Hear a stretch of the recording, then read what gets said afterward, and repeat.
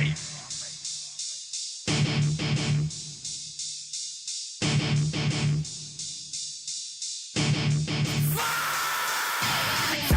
no mistaking all these years with never tracing methods for external lie, leaving bills out of sight. Money laundered, things get right off, cops get paid off IRS. Come around, all sorted underground, nothing's found. There's no good accounts, cause they all got fucking locked up. Except mine, they're all fine, they just learn to shut up. They get paid, I get paid, IRS left the shame. Money made, not afraid, I will tax the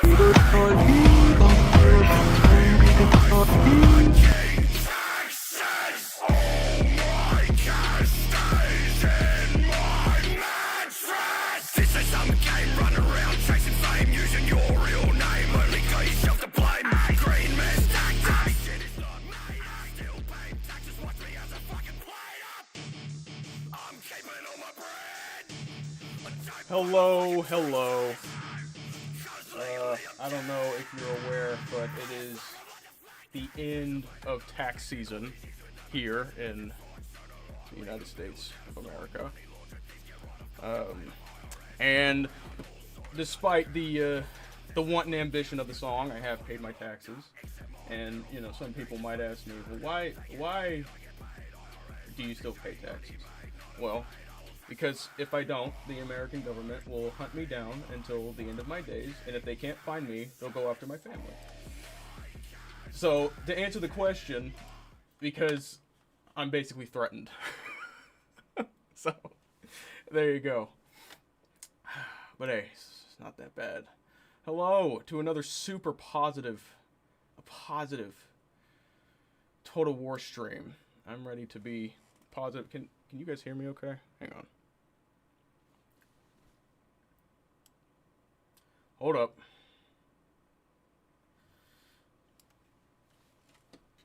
One. Hello. Oh yeah, you guys can hear me. I can hear myself. Wonderful day. Oh, thanks, Dolph. Good to see you. You might. I'm using new software, so hang on. Oh, can I just do this?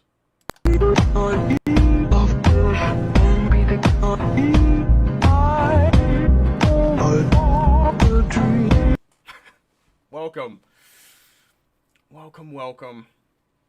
We have a lot of things to go over today, and you might be wondering why I started this an hour early. Well, because I have a lot of stuff to talk about and a lot of stuff to show you.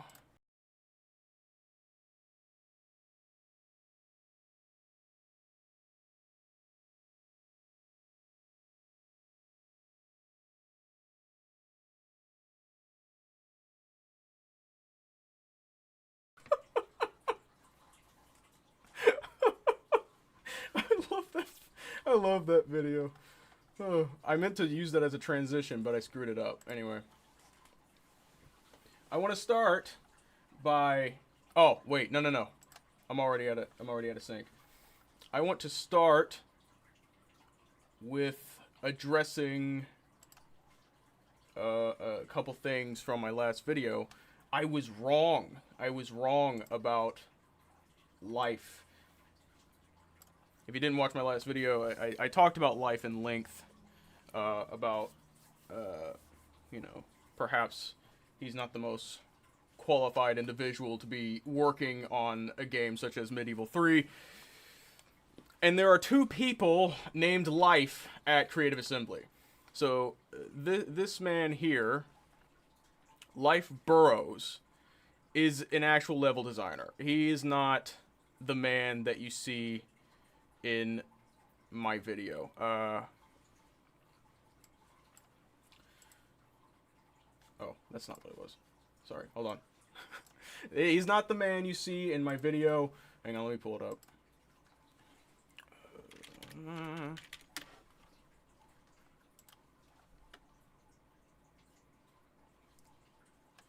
Let me pull it up. These are two different men.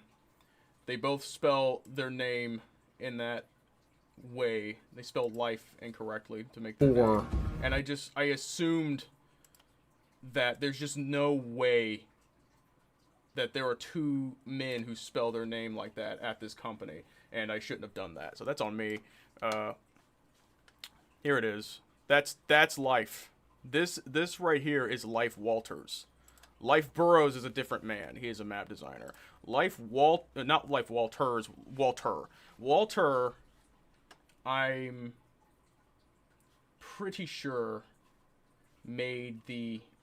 Oh man, this is so unprofessional. Hold on, I have to look it up.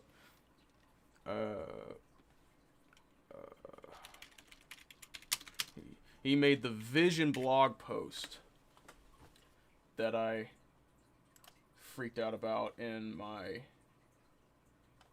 video. This is, yeah, I think this isn't the format I found it in, but that is it. Oh no, here we go. Here it is. Yes. Okay. So this right here. He made this post. And I'm pretty sure he worked on he worked on 3 Kingdoms and parts of Warhammer 2. So, I guess the real takeaway is, you know, he was a designer. He was a designer for Warhammer 2, I'm pretty sure. I'm pretty sure somebody can fact check that in the comments. Oh, well, sorry, Dolphy. I didn't mean to insult your friend. I didn't mean, or not your friend, your guy. I didn't mean to just up and insult him that way.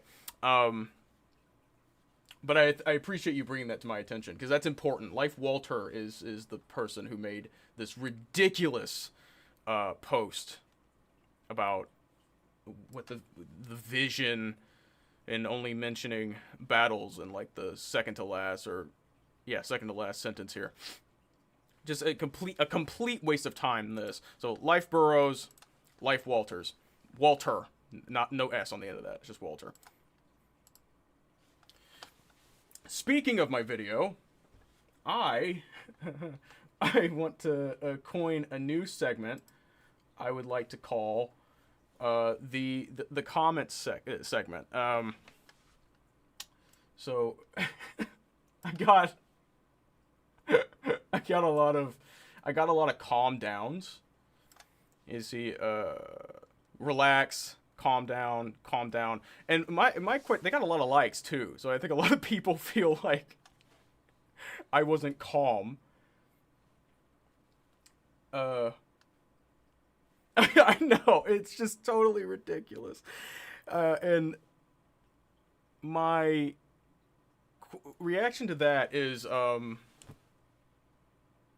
like, what conversation are we gonna have after I calm down? You know, what, like I'm holding somebody hostage. You need to calm down, bro. Doesn't have anything to do with the video. This guy, angry or stoked yet? Unhinged. I don't think it was unhinged. It might have been a little bombastic. I don't know about unhinged. Everything was pretty grounded. There's one in here though. Oh, this one's this one's my favorite here. Become a developer, do a better job, or shut the F up. Game's not even out yet. He's so mad. He's so upset, and like I don't even know what I did. I'm on, guys, I am on your side. I want these games to be good too. And, like, you know, become a developer. Well, I guess I have no choice. I guess I have to shut myself off and prepare for a career in creativity. Oh, man.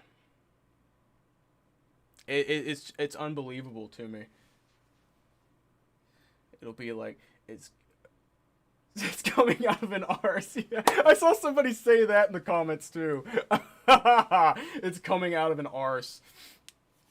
And I mean, but we do know what it'll be like. We have examples. We've seen, Rome 2, Troy, Warhammer. How can we not? The idea that every time a new game comes out, when a developer has previous games already released, and I'm just expected to not have standards for anything. I'm just supposed to wait and see. That's ridiculous. It's not. I'm not trying to predict. I'm not predicting the future. I'm just, you know, it's pattern recognition. Most normal response. I'm even more mad after dealing with patching roads. Dude, I know. We'll get to that. That's on my list of things. Don't have to criticize it after $600 wasted on DLC. Yeah. Warhammer's a 5. It used to be. They brought it down. They have discounted it significantly, but they still have it where you can see how much it cost originally. You know, so it's like, oh well, that's what it really costs, but we'll discount it for you. No, it's such a bullshit marketing ploy. Oh gosh, they're so irredeemable. How does anybody look at that and say, oh, this game's gonna be good? This game's gonna be good. Oh my gosh, I don't understand how you can sit there and criticize a game that's not even out. It's not out yet. We know what it's gonna. We know what's gonna happen. It's pattern recognition. We know what's gonna happen. This one, this one. Good video, Teutonic man. I share similar views. Hey, remember when Poland wiped out the Teutonic Order off the map? Haha, great times. We'll do it again. Little weird. He's talking about it like me and him were there, like we're reminiscing. Just an odd comment. I appreciate that he states that we have similar views. Very odd comment though. Very very weird. Oh, okay. And this was the one that really sealed the deal for me here. Troy was pretty good. This was in a comment chain that was 10 comments long. It was something ridiculous. Troy was pretty good. As far as I'm concerned, any opinion, any statement, any stance that you have after that statement is completely irrelevant. Completely irrelevant. It was so good that Creative Assembly had to literally give it away. They had a hard time giving it away. Oh my gosh, it's so good. Oh man, any statement after that. Any statement after that is totally worthless. Yeah. No, I don't. I've played Warhammer. I know how Troy plays. Please. Goodness gracious. Oh my gosh. Oh, let me make sure I got everything. Oh, this one.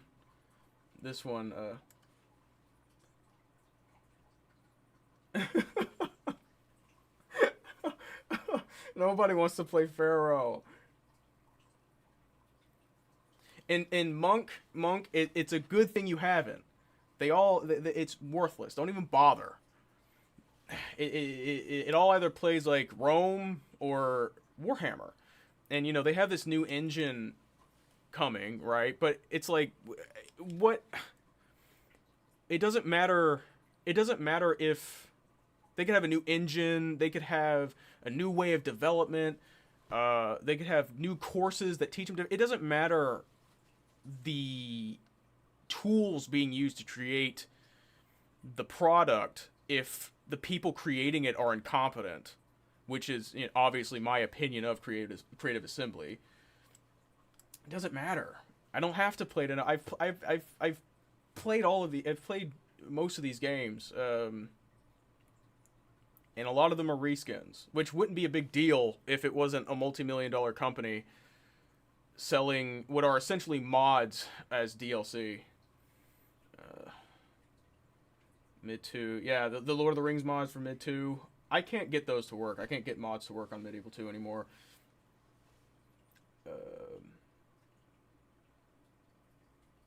I can't really. Yeah, right. It's Medieval 2. I'm fine just modding Medieval 2 for the rest of my life and playing the Call of Warhammer thing. But yeah, hold on, we'll get to that. But look at this. Look at this. What's with these contrarian arguments? There's nothing contrarian about what I'm saying. It's not contrarian to say that corporate entities don't care about what you want and are crooked and solely seek to take your money. Am I wrong about that? Do I live in a bubble?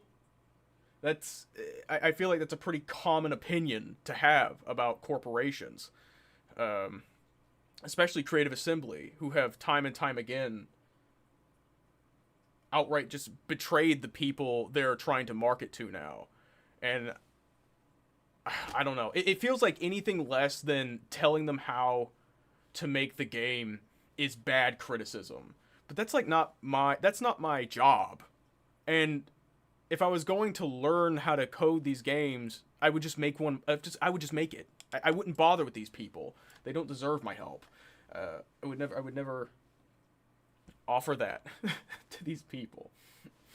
But something I want to talk about, the feedback aspect, because people, I saw people were also like, this isn't feedback. You're just mad. I don't even think it matters. Or they were saying that it's a good thing. It's a good thing they're asking for feedback. It's a good thing. My point in that video was that they were asking for it way too early. How are we supposed to give feedback on a product that doesn't exist? If they had released, an early access or a demo or something like that, that is plenty more than enough to go off of. If they wanted to ask for feedback then, like maybe I'd be inclined to, because there's something I can actually touch. But that's not what they did. They showed us features that couldn't be implemented into anything. And we're just like, oh, you like that? Huh? You like that? No, I don't like that. I don't like it at all, actually. Because they don't have anything to do with what Total War is about. And they're not interesting. And they can't even be implemented into, what you're trying to do. It's obnoxious. People who think they're smart irritate the hell out of me. And something that somebody brought up in the comments was also games like Shogun 2 and Medieval and Rome 2 and Warhammer have brought on all of these separate audiences that have a different standard for Total War. And how even if the feedback was being given and being received and being taken to heart, how can a company take feedback from all these different points of views and adequately implement everything? It's impossible. I used to think that the Total War community was split up into factions, but that comment got me thinking. I don't even think that's true anymore. I think the Total War community, quote unquote, is comprised of smaller communities who within themselves have factions within themselves. And even I don't even think somebody who was competent, somebody who like Candyman from Eisengeist or any small studio that could make a good game, I don't think anybody could adequately take feedback like that. Because where do you take it from? Obviously they're not going to take it from people like me, because I'm not patting them on the ass. So do they listen to the Warhammer people? Or do they listen to the Rome 2 people? I mean, they're talking in these showcases, when they talk about Medieval 3, they use Medieval 2 music, and they mention Rome. They might have mentioned Rome 2, but the obvious audience they're going for are the people who feel abandoned by this company. But how would they even know who that is anymore? I don't know how many of the same staff still remain at Creative Assembly. So even on top of the feedback opportunity being published or whatever, it's still useless. And the fact that they don't know what people want at this point, that's another thing. Who are we listening to? Who are we listening to? People like Volound and Dolphy, like you, Volound and Dolphy. You people have been complaining about these games for years, and now they want feedback because they don't know. So so obviously they haven't been listening up until now. It's just it's so annoying, and these people who come in onto videos criticizing Creative Assembly. It's not out yet. It's a good thing they've asked for feedback. Dude, these people either aren't aware of Creative Assembly's history, or they're complacent in it. Either way, it's screwed. It's screwed. Even in all of it, then where this shit gets people to start arguing. Yeah, no, it's everything's divisive. Everything's divisive. It's over. You can't adequately make a Total War game that adheres to the core foundations that made it good, and also please the people that they're trying to market to. It's impossible. The best bet for Total War right now is that they just let the rights go and let people who know what they're doing make the game.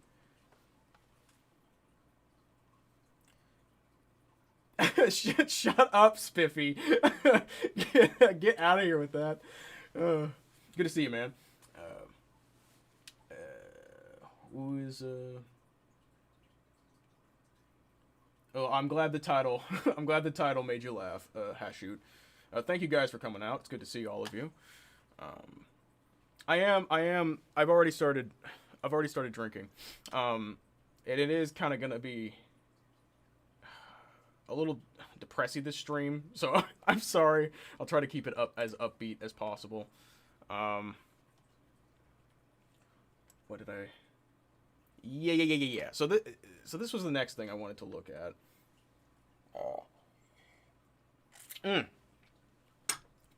First off, check this out. Hey, we're streaming in the 21st century, boys. I'm using OBS. I learned this yesterday because Creative Assembly sprang that announcement on us, and I had to hurry and scramble, try to figure out how to use this thing. So if things go wrong, I apologize. I tried to figure it out. You know what? I meant to put the chat on my phone here.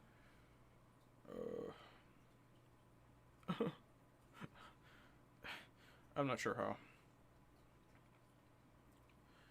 how. Alright. Whatever. It's not happening. Okay. Let's look at this. This was the post from Josh. He's the third wheel in that. He's the interviewer guy in the video, if you don't know. I think most of you probably know. We got like it's like Volound and Monk and Dolphy, and I recognize almost all of you, so I'm sure you guys know that. We got Tweedledum, Tweedle Idiot, and Tweedle Stupid. He's the one over here on screen. This right here.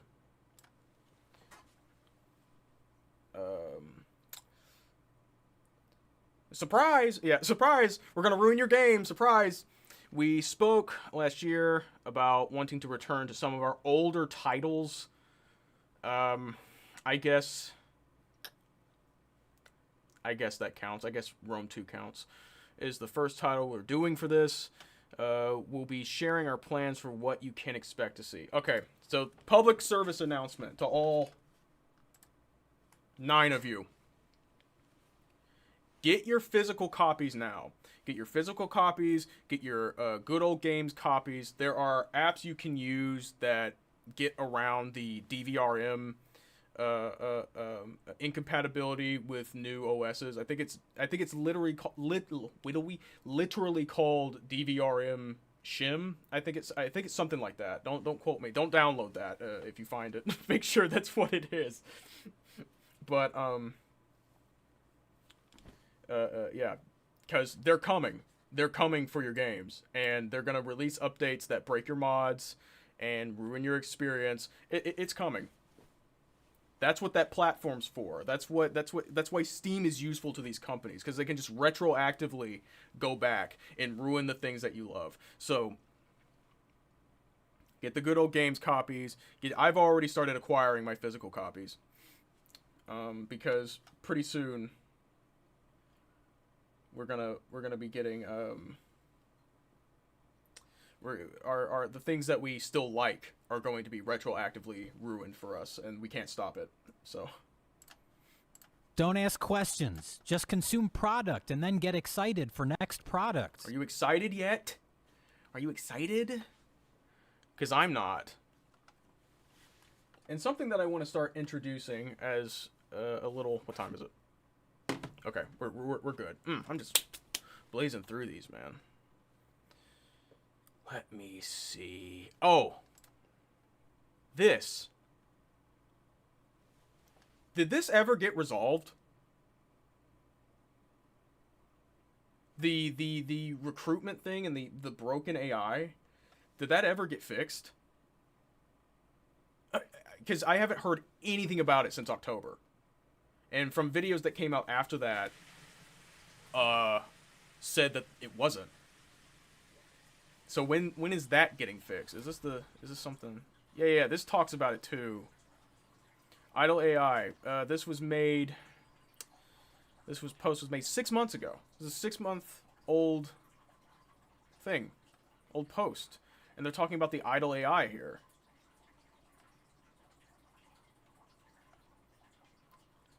And then, what was this? This was 7 months ago. So this one came after this one. It looks like they're talking about it as if they fixed it. But I think there's something in here that states that it's not finished yet. Oh. I don't know. I'll never find it. If I don't have it highlighted already. Much of your feedback to improve various issues. Improve. So not fix. Improve various issues. That's what it was. Improve. They say improve twice, just so you know. You know. Well, we never said fix. The broken AI did get fixed? Okay. Okay. What you want to know something that absolutely didn't get fixed? The Siege rework. When did that come out? I remember playing the Proving Grounds for that. How is that not done yet? Like, how in the heck? How the absolute hell has that? I haven't played that game since the Proving Grounds thing, so I have no idea what they've been doing. But from what it looks like, it's been just left open-ended for a year? How long has it been?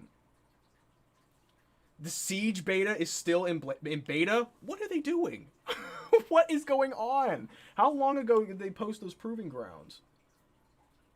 Yeah, we're still fixing sieges. We're gonna patch Rome 2, and also here's 3 more DLC before any of that happens. How much DLC have they sold in the past 6-7 months? Is it 1 or 2? Well, they're advertising a new one, right? The Lord of the End Times things.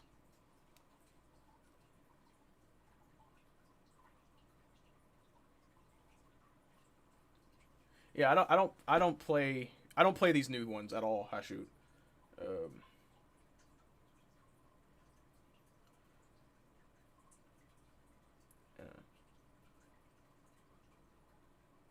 Which games have good enemy AI?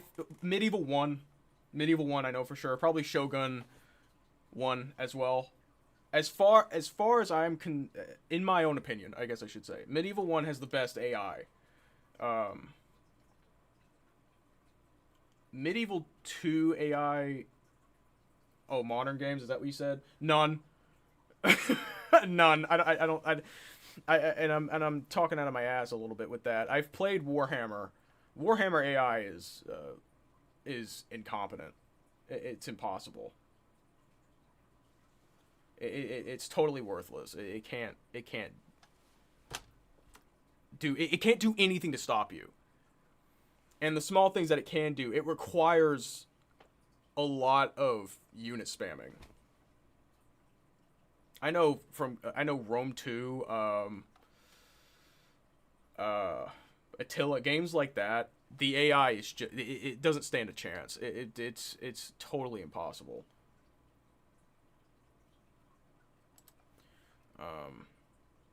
Oh yeah, this is my stream playlist. So I saw these from Great Book of Grudges. I'm not throwing shade yet, but I saw these and he was talking about the siege rework. So I had to go look at this. He doesn't link this article in either of these videos, so thanks for that. But that's where I saw it, and I was shocked that wasn't done yet. What have we been doing? Don't ask questions. Just consume product and then get excited for next products. That's what we've been doing. Ay, ay, ay. This is super early code. We're way pre-alpha, and it's not a simple case of just porting it across. We need to allow for some little missteps, shall we say, you know. Ay, ay, ay. I mean to mute my my mic when I do that, but I forget every time.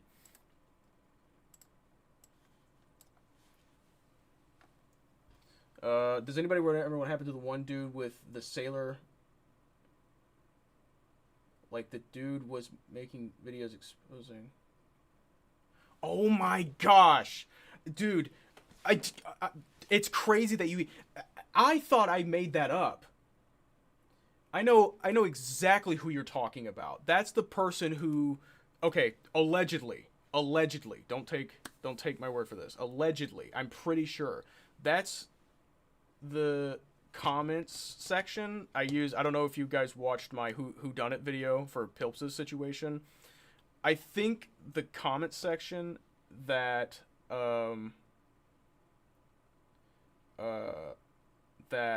that's those screenshots are pulled from is that creator's comment section. I'm pretty sure that's who that is. I'm only pretty sure, so don't quote me. I don't know, but it's interesting you brought that up. Oh yeah, no, yeah, I don't know what happened. I don't know what happened to them. Oh, Dolphy knows. No, he doesn't. No, he doesn't. Yeah. Completely just fell off the map. Never saw them again. I think I remember watching some of those videos. Hamstrung to make the spectacle. Yeah. For all the Warhammer slop enjoyers, I even avidly enjoy Warhammer lore. Yeah, that's, you know, I feel like I find myself repeating this all the time. I like Warhammer. I like Warhammer Fantasy. I think it's cool. And that's why I criticize these games as harshly as I do. Because they're not good.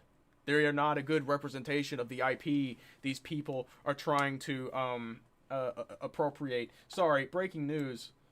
Oh, wait a minute. Uh-oh. Oh, I can't move my... Oh, that's annoying.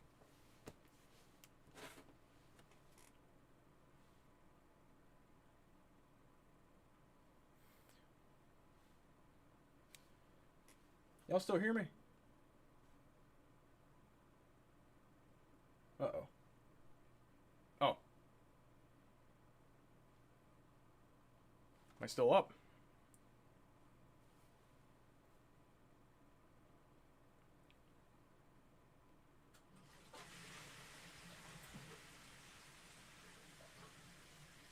Oh. There we go. Okay, yeah, we're good. The screen over here is telling me that my stream was lagging, so I had to go check. Sorry, new operating system. But look at this. Look who's here. Long gone. Volound. Volound, come back. It's him. He's in the chat. Milk and cookies coming out to represent, you know, those people.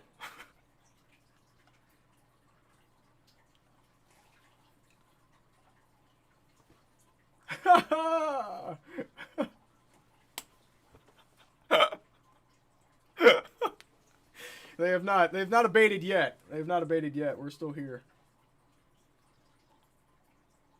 Hey, Matt. Yeah, browse. I didn't know what you meant. I didn't want to. I didn't want to assume anything. Yeah, what's up? Welcome, fellas. Yeah, we got a good bunch here.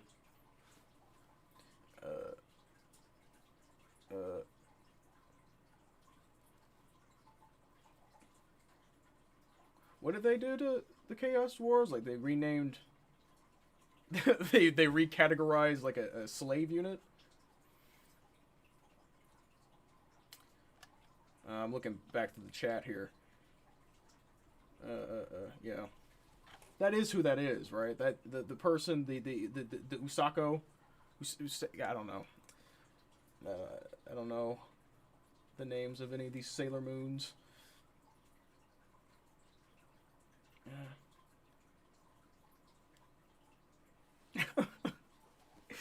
Oh man. I was waiting for somebody to show up that I recognized, but that was the first one. Milk and cookies. Okay. I don't know why I started this early, because you know for a fact what they're gonna do is like have a timer on the premiere, because they do every time. So I probably definitely shouldn't have started this early.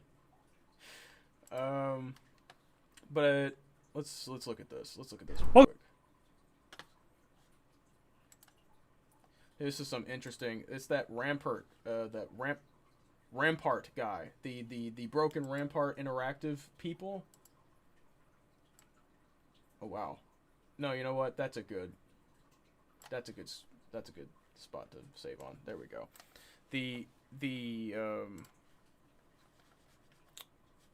Wait a minute. You may not. The Broken Rampart people. They posted a video like 20 hours ago, and they're still making their project. And I haven't heard anything about this in like a year.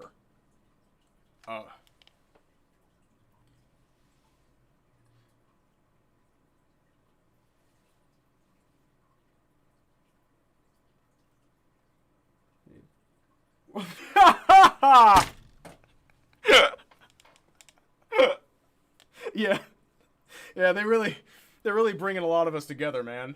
Spiffy, they're really bringing a lot of us together. They're going to Dolphy. They're going to do the same thing. They're going to do the same thing. They're going to do the same thing for all of these streams. 'Cause they did it for. What was it? They did it for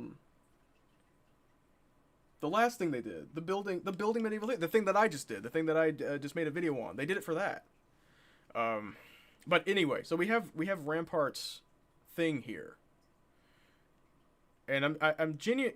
I want to know more about what they've been doing. I haven't watched this yet.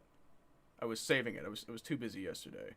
He talks about the show and tell. It looks like. It looks like they have something functioning, but I was interested in this when I first heard about it. And Rampart, if this ever gets to you, I applied for a job and you never got back to me. So if you need somebody for like voice lines or something, you know, I'm available. I'll do it for free. Free of charge. Consider it a professional courtesy. Oh. This tiny little thing. Also, oh, actually, there's something there too. I didn't notice that one last night. Wait, did he make this? Because, yeah, this is currently one of our. I know we've showcased a little bit of highlights of this, of our first proper battle map. Oh, okay. I'm gonna have to watch this. I'm gonna have to watch this.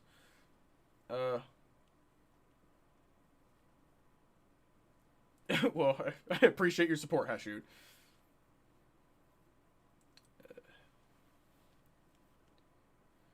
That's interesting.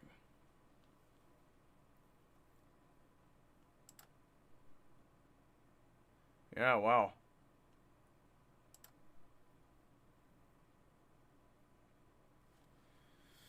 Let's see, are they asking for feedback?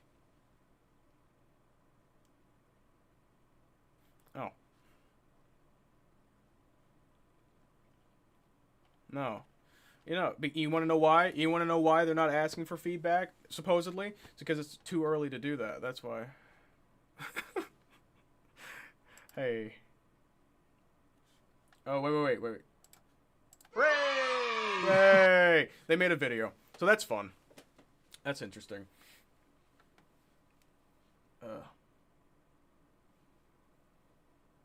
Right, yeah. I prefer a feedback. A feedback. A demo. I prefer a demo.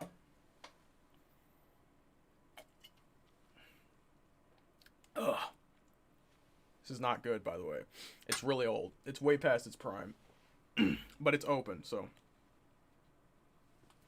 now I have to drink it. So yeah, that's interesting. And don't forget to support our... I'll just find them. I don't think there are a bunch of people in here who don't know me. Don't forget to support our boy. Make sure you send them. Actually, when you guys, if you could do me a favor, not in like an annoying way, but when you guys talk to him, at some point, could you mention that we're feeling alive? I keep looking over here because the camera used to be over here. Say we're feeling alive today, because we are alive. We're alive over here at NewTeutonica. Yeah, boy. Not for the stream, just in general. Like if you guys ever reach out.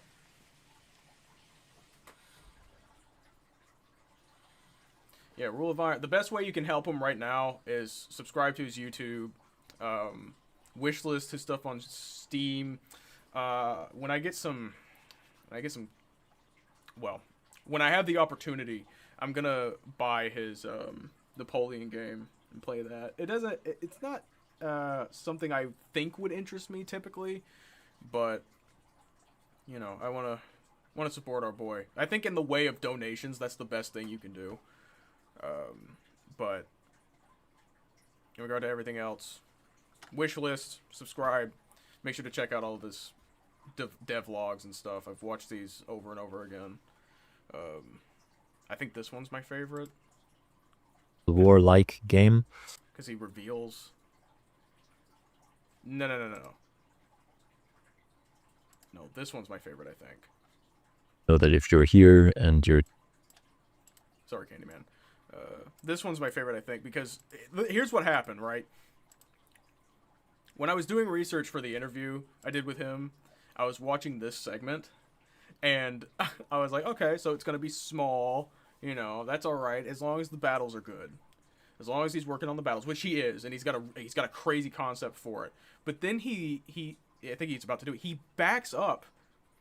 He backs up, and it reveals this giant, sprawling map. I was like, no way you can do all of this. But he says he's capable. So he says he's more than capable of making all of this work. I believe him. I am positive that Rule of Iron, that Dark Age is going to be the game to beat once it's functional. That's why I don't understand why these people are so hell-bent on defending Creative Assembly and, you know, wanting to support them and do right by them, and you can't criticize them this way because it's not nice or whatever. Why? We don't owe them the benefit of the doubt. Now, if they were an indie studio like this guy, and I was acting the way I was, like, yeah, I'd be like, okay, maybe I was a little too harsh. But they're not. They're a multi-million-dollar corporation with investors and overhang. They're massive. So it's not like they don't know any better. They've made 12 of these games, you know, and they've noticeably have gone down in quality. And I think they've made it pretty clear that they're just incapable of doing what needs to be done to make these games good again. Somebody asked me once, what, Dolph? The population may as well not exist since they haven't interacted with anything. Right. What do peasants? I guess peasant spam in early game. I think you mentioned that at one point.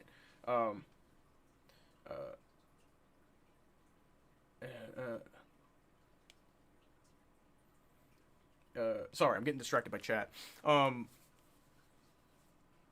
Yeah, and those features can't be implemented into anything. There's a reason, you know, Rule of Iron isn't. He's not opening.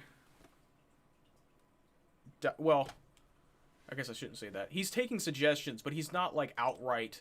How should this be? He already knows. He already has a final vision for what this game's gonna look like. He already knows what he wants to make. He knows how the battles are gonna work. He knows how the map's gonna work.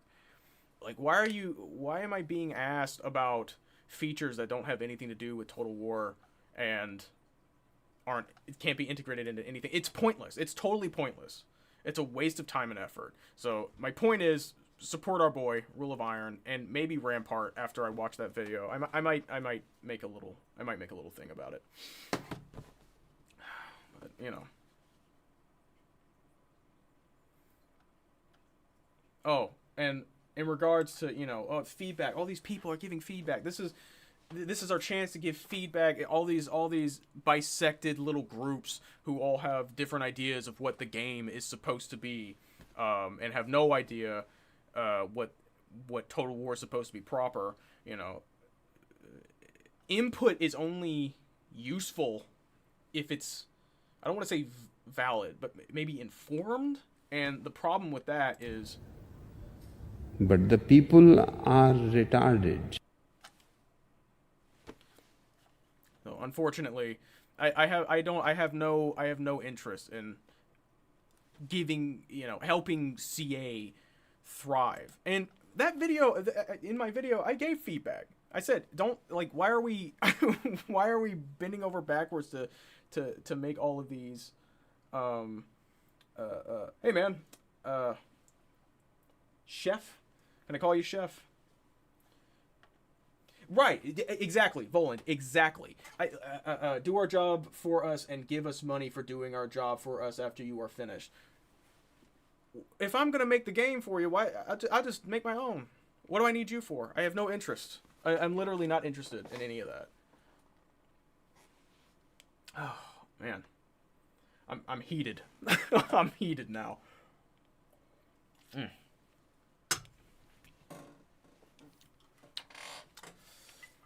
Gotta stay on track here. Oh, Pilps' video is still monetized. I will continue to brigade, or not brigade. I shouldn't say that. That's not what I'm trying to do. I will continue to contact YouTube as professionally as possible to get somebody's attention. I'm going to try a couple techniques. I'll probably make a video at some point and just tag YouTube in it. It's been more than a month. I will send my second round of faxes this week or next week, because today's Thursday and I ain't doing anything tomorrow. Hey, Tomic. Hi, buddy. Thank you. Yes, that's correct. That's correct. You're correct. Or they don't even onboard you onto something that gives you the game for free after. Yeah. Yeah, and they're still gonna give it to people like Milk and Cookies and Andy. Does Andy get benefits? I think he pats ass for free, doesn't he? That's my understanding. Like, him and Terminator, they just like grab ass for their own benefit.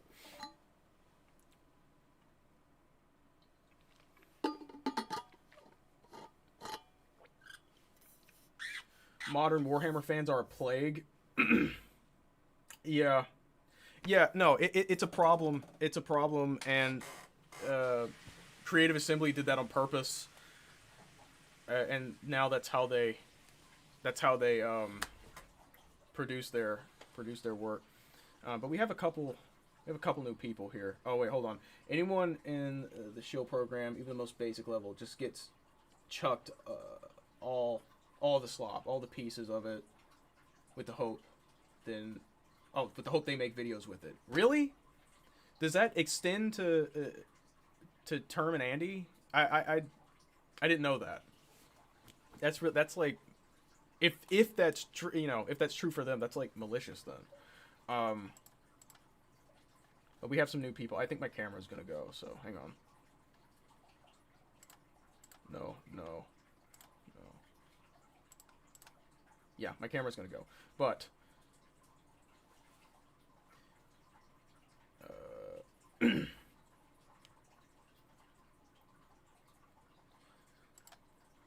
for all the new people, this is my dancing fish.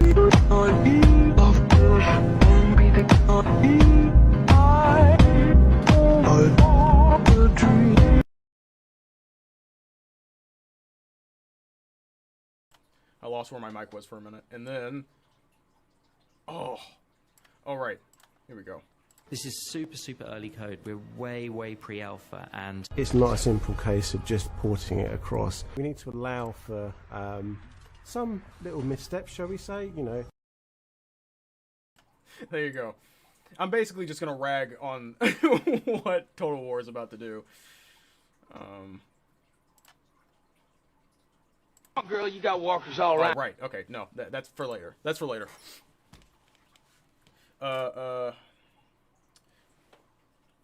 If they've been given a game worth $60 for DLC, worth $20 that's written off for taxes as marketing, and then their coverage is now conflicted, so it's worth it. Okay.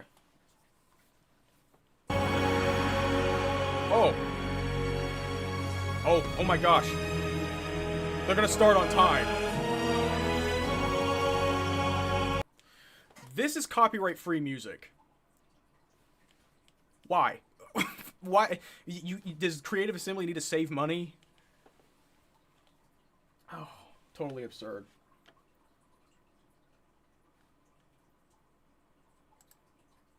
And let me tell you something. Hang on.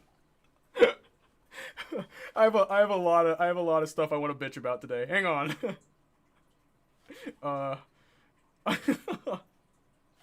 Damn it. All right, wait.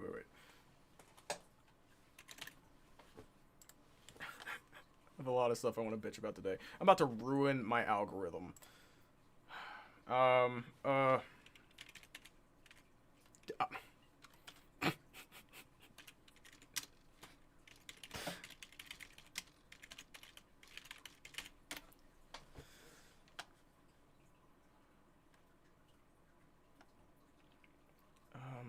Hang on. This.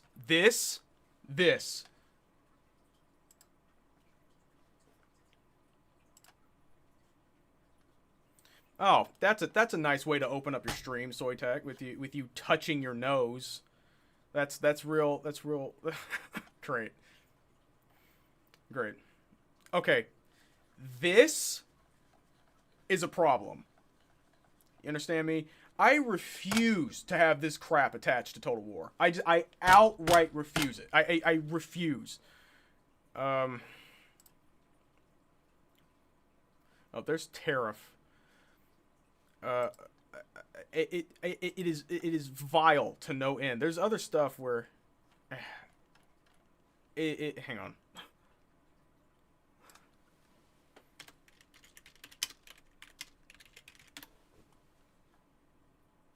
This. Oh, come on. It's so ingrained in the war. That's another reason why Warhammer has got to go. Like you know.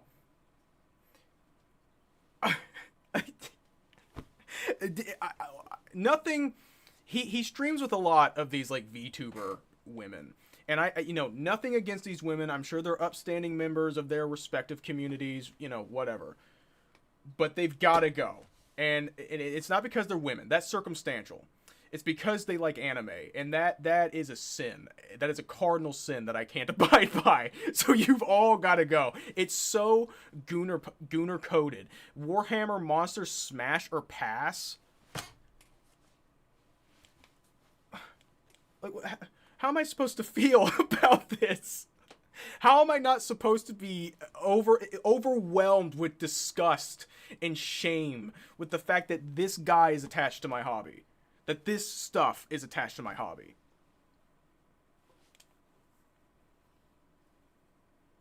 These are people who are giving feedback on my Medieval 3 game. People who are okay with this stuff, and total people who think Total War Troy is worth anything.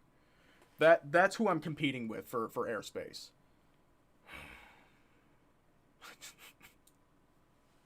I'm already mad. I'm already mad going into the stream.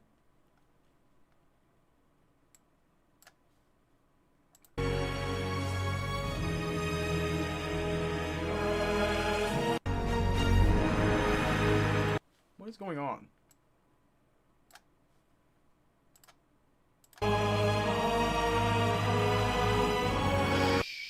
Alright, let me look at chat real quick.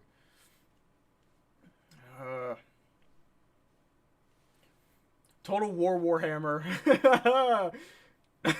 This entire time. Furry. Wait, what did you say? Incel furry Total War.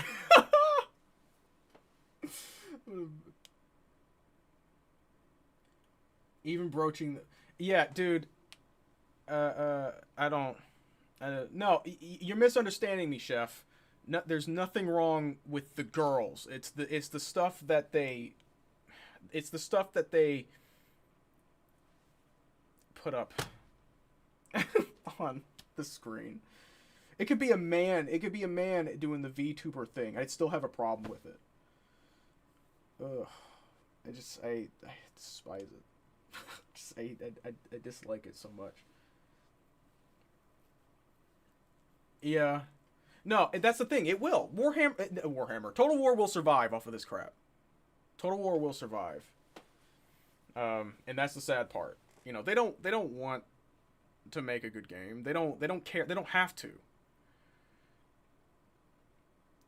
Yeah. They don't have to.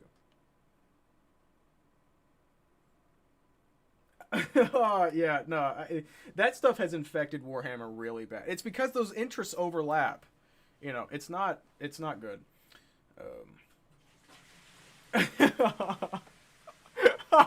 That's a really good suggestion, Tomic. That's a good idea. I have this. Wow. Oh, do we know Rodan? What's up? What's up, Rodan?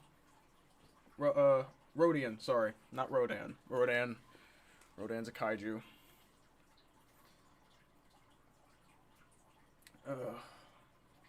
Yeah, Volound, going back to what you said. I intend to talk about Warhammer at length, and I know I'm gonna have to include him, because I want to talk about that subject in particular. And it's gonna be an arduous journey. I'm not going to enjoy that. I don't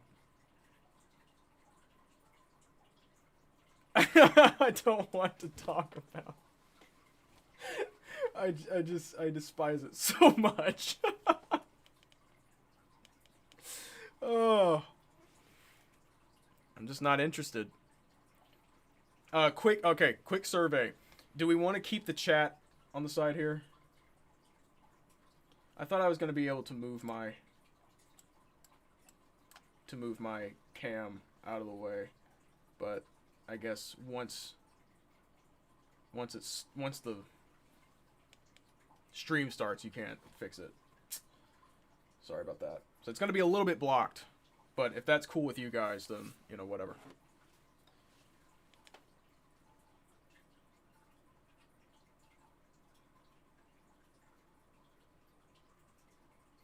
No. I mean their streams, chat.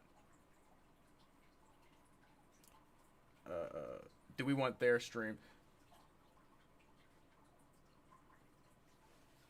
Okay. As long as there's not like a total oh, it's time. Medieval Kingdoms, the guy who makes Medieval Kingdoms, I have to talk about him at some point. My gosh. Guys!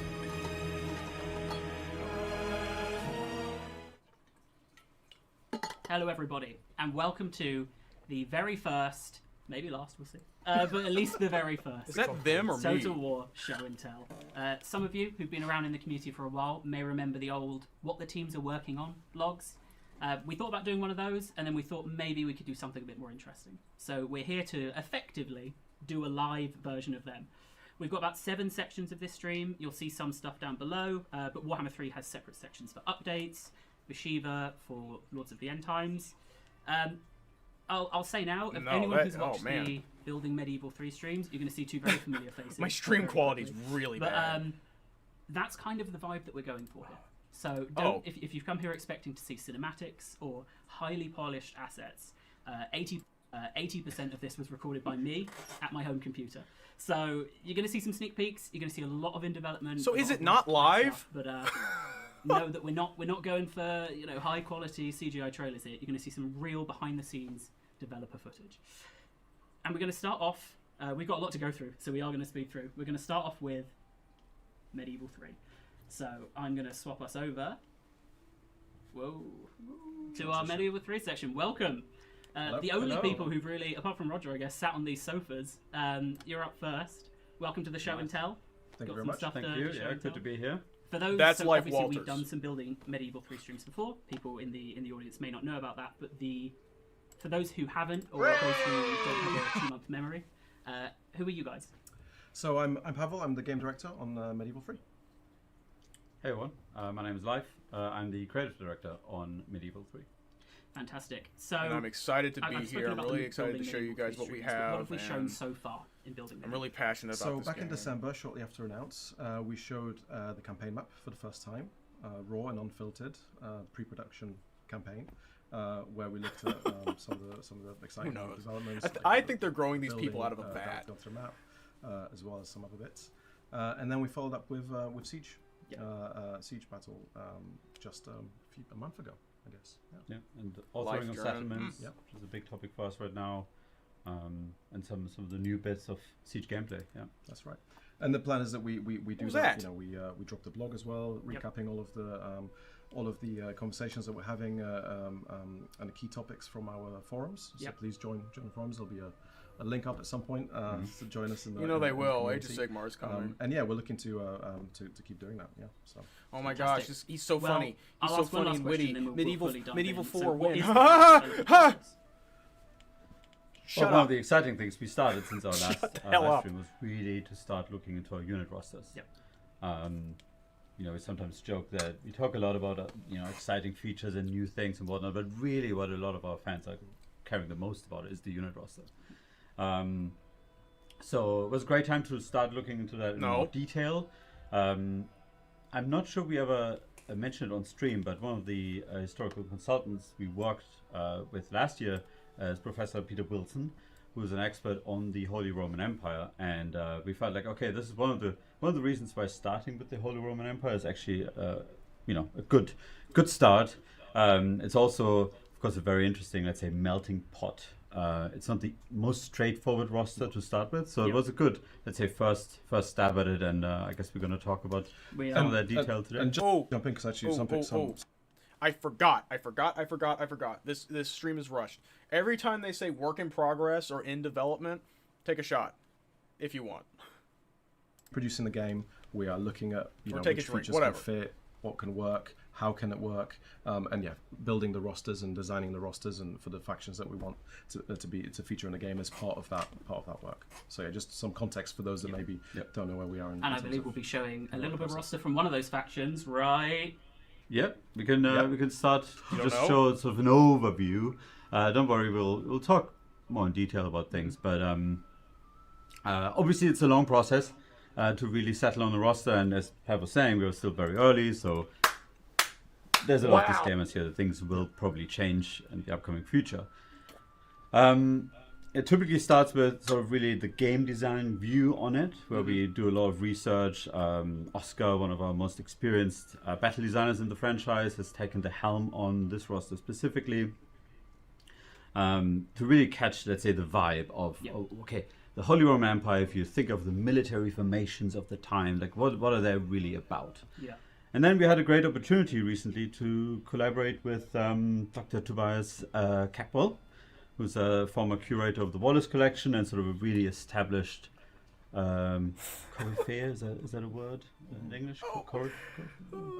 A real established expert. Yeah, coryphée for expert, the German. Yeah, he's a real expert of armor. Yeah, exactly, like a real expert and an accomplished jouster. Yeah. Accomplished jouster as well.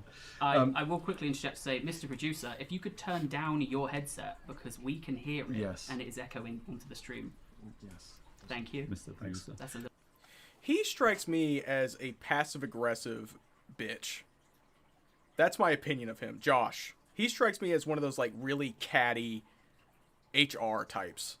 Topics, cultures. We reach out to various advisors and historical experts within various fields to help kind of cover whatever blind spots we may have and reinforce the kind of research that we're doing. So it's part of that process. So these will not be the only names that we will be talking about. I don't want to mute it, but like with Maybe Rome 2, they hired the guy, the real Roman enactor to do the thing. Like that did anything for the game. So, there's more to come there for sure. Fantastic. So, do you want to talk a little bit about this one? The next picture we have is a very big picture that we tried to fit on the screen. Yeah, let's go with the next one because I think one of the key things that I hope our community feels excited about is that we are moving away a little from, let's say, the old school view of the feedback thing. It's one of the things we talked a lot about in the first stream was us making sure that the world feels lived in, that there's a realness to the world responding to your actions and you feel the consequences. I know, right? it's all and one of the things CGI that trailer stuff. Always bothered me a little bit in the older games was that you would capture new territory and foreign lands, and the units you recruit are still largely the same, right? One of the cool things in Rome 2 was the auxiliary system, where you would capture Egypt and then you would start fielding Egyptian auxiliary units in your armies, and it felt really right. But what did that do? The world is responding to my actions. There's strategic impact depending on what I conquer and when. It really influences the roster. And as we've talked about this, this window to the world, this world feeling alive. The world is full of people. Population is a concept. We have cultures. I mean, what am I supposed to say? I just this is it. Okay, hold on. We'll wait. You're not meant to read this. We'll look at a few detailed units in a bit. This isn't. You're meant to look at the colors. So what the colors are showing us here is everything that's red on the side. These are cultural units.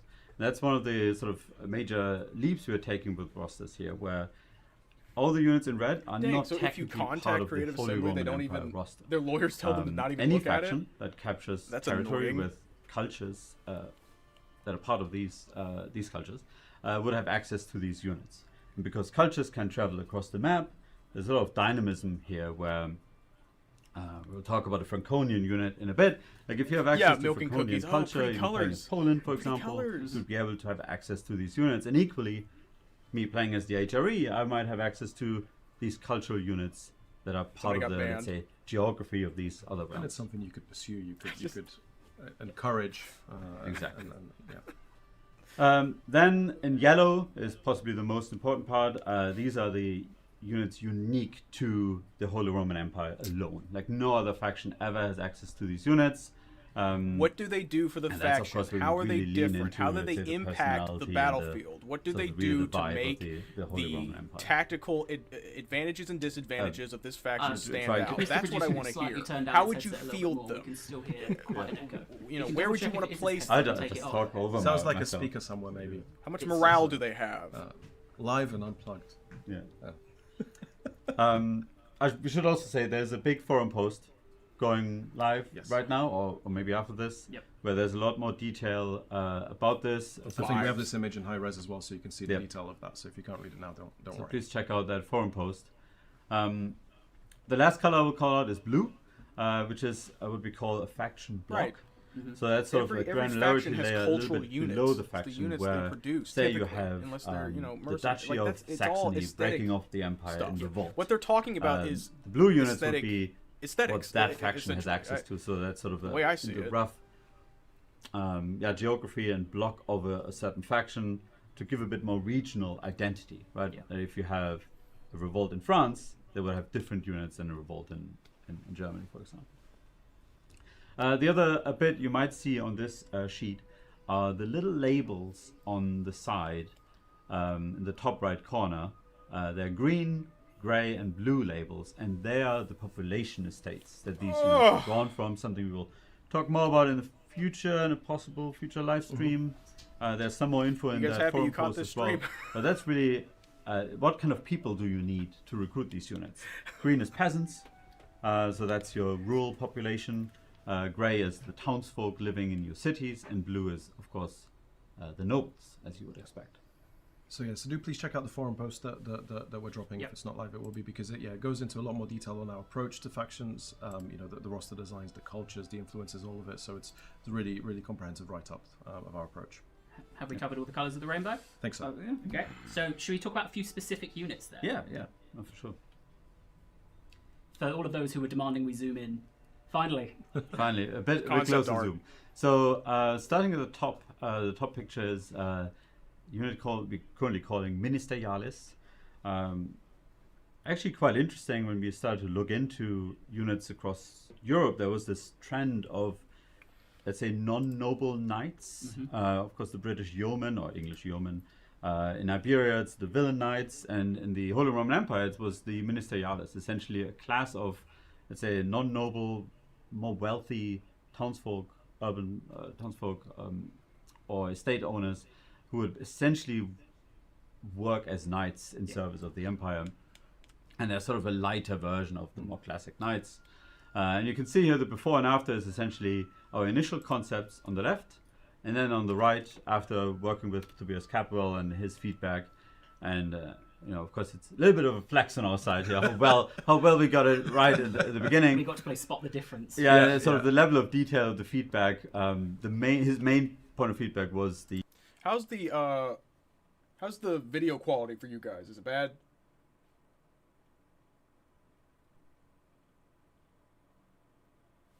Just let me know. I'm getting warning signs. The Constafflers. So that's the unit that we currently sort of see as unique to Franconian culture. And it's of course a topic we talk a lot about. Okay, what is faction unique? What is cultural? But it really felt like sort of deeply rooted in the mercantile traditions of Franconian, the wealthy Franconian cities along the River Rhine and whatnot. And these are essentially a professional, almost like mercenary militia in service of the rich patricians of these cities and protecting these towns, and occasionally being drafted into the armies of the empire. You can see quite a bit of change here that we. This is an art stream from Toby, calling out that these helmets that really part of let's say the wealth that would very pretty. Be attributed to these units really is calling for better facial protection, and these iconic helmets that are quite. Oh man, here's another guy. Monsters Abound. Fashion. Armored thighs save lives. Gosh, see, Gunnar. I've seen people trying to work out, especially in that top right one, what the differences are. And I know you called out the calves, but for me it's the split between the legs. That's a little an animation consideration rather than right. If I saw some models, I might be a little more invested here. So do please. I believe that post is now live. Fantastic. So so do follow that QR code, not just to see the post that details our approach to rosters, but also just to join the community and see everything else that we're talking about. And I think these Constafflers are a good example as well for like when you as another faction capture territory. Let's say you're playing as Poland, you capture parts of the HRE. That's really where you get some of the vibe of the local fashion across. Where one of the things we're really keen on is pronouncing regional fashion differences in armor. There's a great video by a YouTube channel, Lorica Design, I think it's called, really highlighting like the fashion differences between Italian and German styles, and this is a great. And that's what I love about this approach, because it's the replayability value as well. When you're playing maybe the same faction, you take it. I think the restream's gonna be pissed. Different regions decide to expand in a different way. You will have a different experience in terms of the roster and the units that are exposed to you. Yeah, I think it makes it feel far more integrated, a part of the world, that living kind of world. I saw Medieval Kingdoms 1212 in the chat as well, saying that they'll have a think about have a consult with their team about the accuracy, but they thought it looked great there. Are we ready to show our third unit? So this is the last unit we have for the stream, and then we've got a couple of other little bits. I'm glad he mentioned them. It's an iconic unit.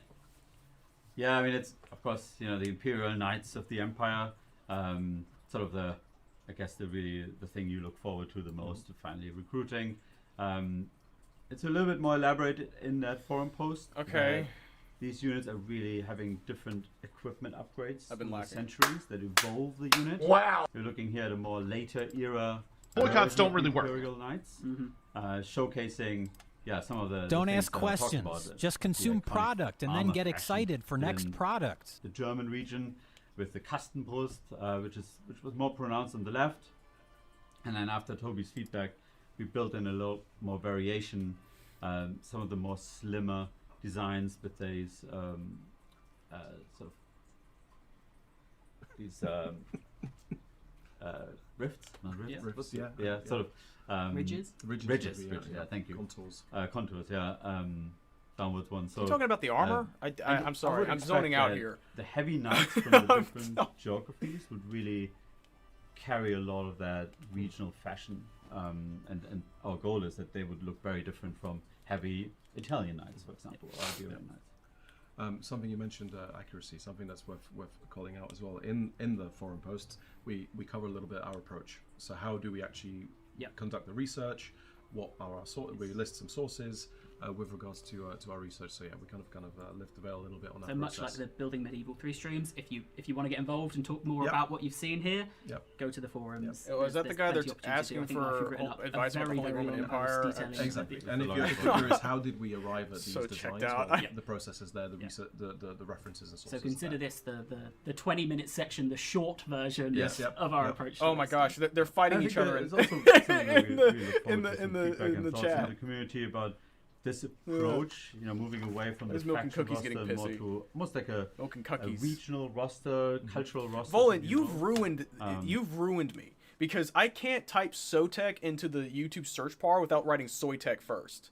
I do it every single time. It's been ingrained into my psyche. There's one question I can see from the community, which was. How many of the team working on Medieval 3 are very familiar with Medieval 2 and understand, why it's still considered so great? I think we talked about this in the first stream, right? A lot of our team are, let's say, big fans of the old games. Not many has worked on it. I mean, two of us have. Nick and I have. Yeah, Nick and you. But definitely a lot of fans of Med 2 and some other historical games, of course. We're big fans. And we don't play it. Only two of us worked on it. Let's say hobby historians. I think we mentioned this before as well. Like I named up Oscar. He's definitely like really invested into the era. Luke, of course, and a lot of others. We have fans of Med 2 that play Med 2. The pair image is stuck. You it's joined there. my famous Let's Play where we failed the Crusade on the last turn. Okay, so we're going to move on to some community questions just so we can keep. We've only got 2 minutes left, and we're definitely going to take these questions. So you guys flagged this yesterday in that we wanted to start off answering one of the biggest questions from the last stream, which was what's the progress on ladders. You guys, we said we're going to give you in development. Cares? Rough footage. Doesn't get rougher than this. And we live up to our promises. So this is already even since the last stream, right? The progress. This is hot off the press from yesterday. So this you're seeing. Wow! The oh my gosh! You managed to do something that a small team of 30 from Australia did. This is progress since the last stream in terms of ladders. I like it when they start 20 years ago. Yeah.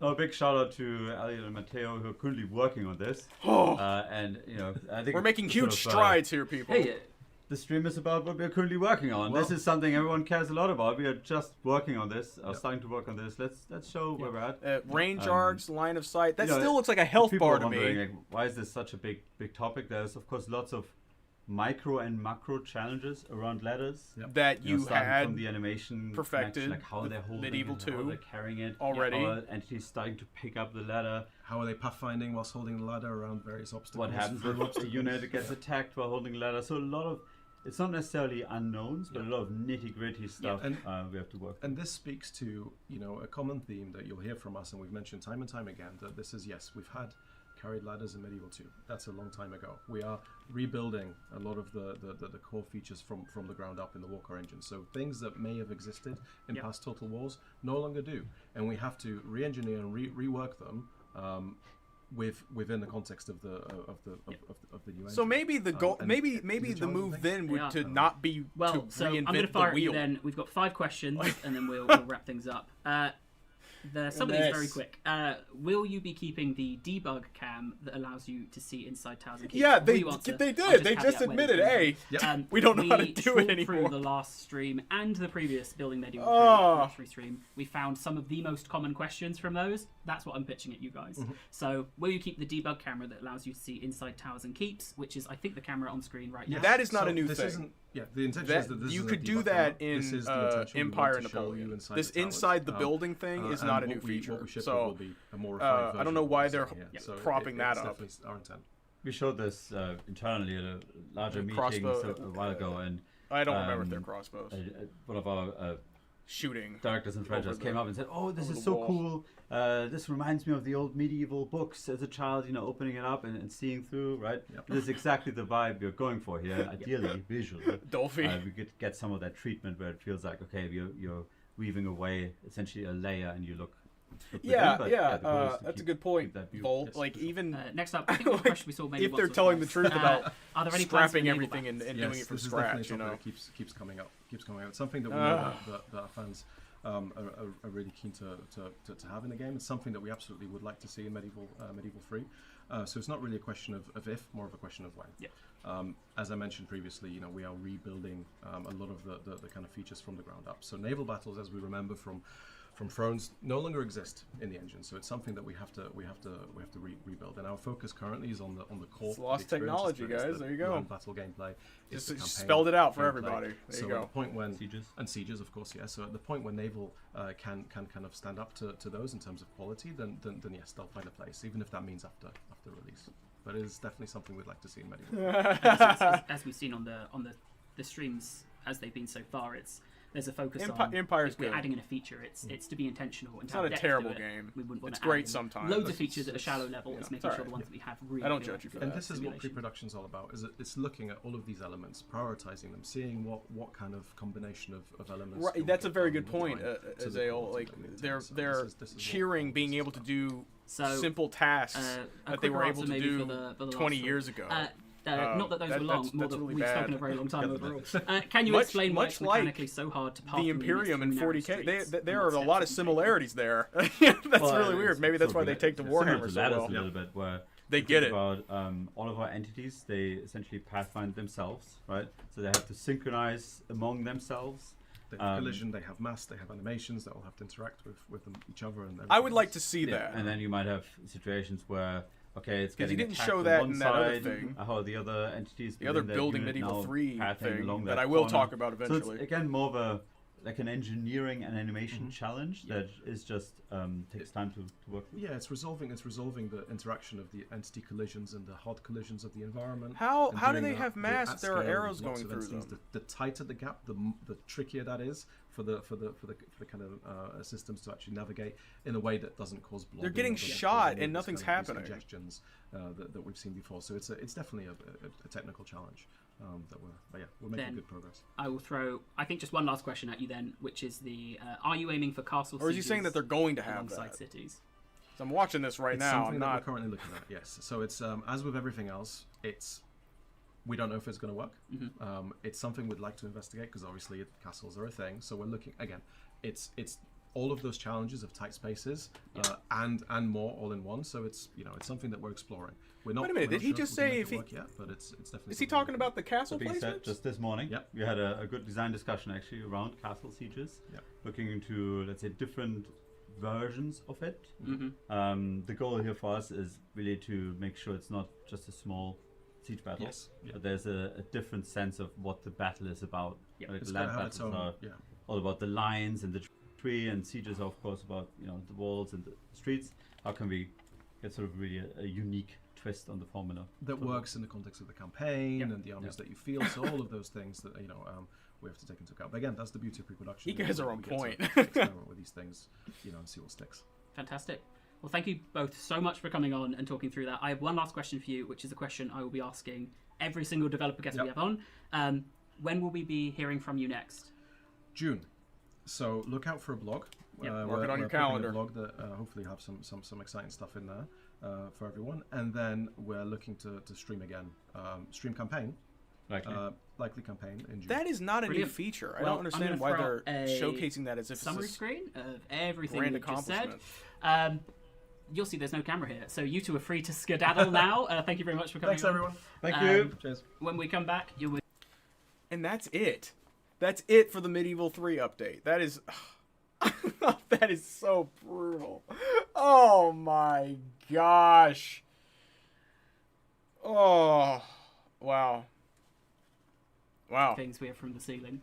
I mean, I'm going to ask if they're good. They're good to go? Okay. That was nothing. To Rome 2. We were shown concept art and told that things may not work properly. What is that guy wearing? Hello. This is maybe the... Oh, is the... Wow, we've solved the echo. The TV that we've been using had audio on. Well, I heard it was ducked under it. Like, TV speaking. I can't believe we figured that out. I can't believe the audio was on. Welcome, Jack. So, this was the kind of the surprise of the announcement of this stream. We've spoken before about we want to go back and update some of our historical titles. What is the aim? So, surprise, I guess it's you who's at least Medieval 3 is a plan B. Heading up that initiative. That is not what's the aim? The game that's going to save going back Creative Assembly. These updates. So, yeah, really fun. I have a new role within Creative Assembly of being the back catalogue product owner for Total War, which is very much managing all of our older historical titles, looking at opportunities with them, including, where possible, making updates. Yeah. The first of these is Rome 2. And here it's the goal of having a series of free updates to the game that improve battle gameplay, campaign gameplay, doing some visual improvements as well as some bug fixing that I'm calling the Pantheon updates. Yep. That will come together as a nice big thing. So this isn't going back and making a DLC, right? It's going back and it's providing gameplay updates, bug fixes. Oh, well, how kind of you. Definitely some bug fixes in there. It's not new content. You want a pat on the ass for that? The campaign will change some of the content there, but it's very much using the existing building blocks. You're supposed to be looking professional. You're supposed to be able to trust that you're competent. You come out looking like that. The second surprise for people then is this isn't an update. Yeah, it is multiple. So the way this is planned is that it will be a public beta that grows over time before fully releasing to everyone. So we'll start with Mars, with improvements to battle gameplay. This is covering things like making morale and flanking and terrain more important, improving the damage formula, bug fixes. Yeah. Then Venus, which is on visuals, which will include updates to campaign textures, improving the lighting, more textures in campaign, a UI reskin inspired by the painted walls of Roman villas, and then finally Jupiter, which is chief of the Roman gods, so it's the campaign gameplay. So big improvements there. Big focus is on making the gameplay systems remain. Why do I know Jack Lustig? Why do I know that name? We know Rome 2 only player seat is quite easy. Oh yeah, say goodbye to all your Rome 2 mods. Here it's about making sure public order remains relevant throughout, replenishment remains relevant throughout, and that there's a greater sense of progression and challenge going forward. So improving building trees, making tech trees more impactful, lots of gameplay improvements there. And the aim is that we'll start with Mars as a public beta, and then after a period of time Venus will get added to it. A public beta Jupiter, for a year. And then finally it will all go live for everyone as the Pantheon update. Can we maybe... Jack, you're a very lovely, soft-spoken man. I'm not. So you may have to speak a little louder, just to match my level of constant noise. So I've got two questions before we're going to show some stuff, right? But how are you approaching mods? That's maybe the number one question I've seen from the community when we announced this. Right. Absolutely. I mean, we know many people are playing mods on Rome 2. A lot of very popular mods out there. A lot of people get a lot of value out of them. They can do it. Well aware that coming back to the game, doing these big updates is going to cause problems with mod compatibility. Yeah. So first off, that long public beta and a single update means there's one occasion where the mods are being broken for everyone, because it will be big data changes. Yeah. But also that longer beta means more time as well for modders who are still active to get hold of the changes ahead of time. Why do I know Jack Lustig? Why do I know his name? And then for mods, of course, that won't be updated because many mods have moved on. They're not active anymore. We're going to have a pre-Pantheon version of the game available as a beta once that update goes out. So if you've got an older mod you still want to play, go back to that older version of the game, play it for as long as you want. So the game that exists today, you'll always be able to play. Yeah. But you can, if you choose, opt into I doubt or that. play the newer versions, and then modders who want to come and update. Something tells me that that's not going to be true always. My last question then is, what depth are we going to be able to discuss today? So today we're going to look at a brief snippet of each of the updates, focusing mostly on Mars, then a bit of Venus, then a bit of Jupiter. But there is a lot of lead designer for forums. What is it about being a lead designer that qualifies you to oversee the execution of so the we're just going to development of cover an entire game? a few bits from the update today, but as you've just said, on that link you've put up is it a whole forum or a forum post? Both. So there is now a Pantheon update section of the Rome Eras forum, where in that main one there's a long post detailing the overall purpose of the updates, like what the goal of them is, why we're returning to Rome 2, and details of each of the different updates like Mars, Venus, Jupiter, and then the sub-forums for each of the different updates of Mars, Venus, Jupiter, where there's a little summary again of what's in them. See it. And then I don't know if this detailed was always post the in each case, area. but they have their chat limited to subscribers only. What we're talking about? So that was quite a difficult one for us to show visually. So you've spoken about flanking, morale, fatigue, awesome. damage. Was it always like that? I'll have to go back and look. So what we've got here is unit spacing, right? Yeah. So as part of improving battles, I wanted to look at how to improve readability as well and help with that recognition of units from a distance. Yep. So at the top is 3 Celtic units in the game right now. You've got Levy Freemen on the left, then Spear Warriors in the middle, Spear Nobles on the right.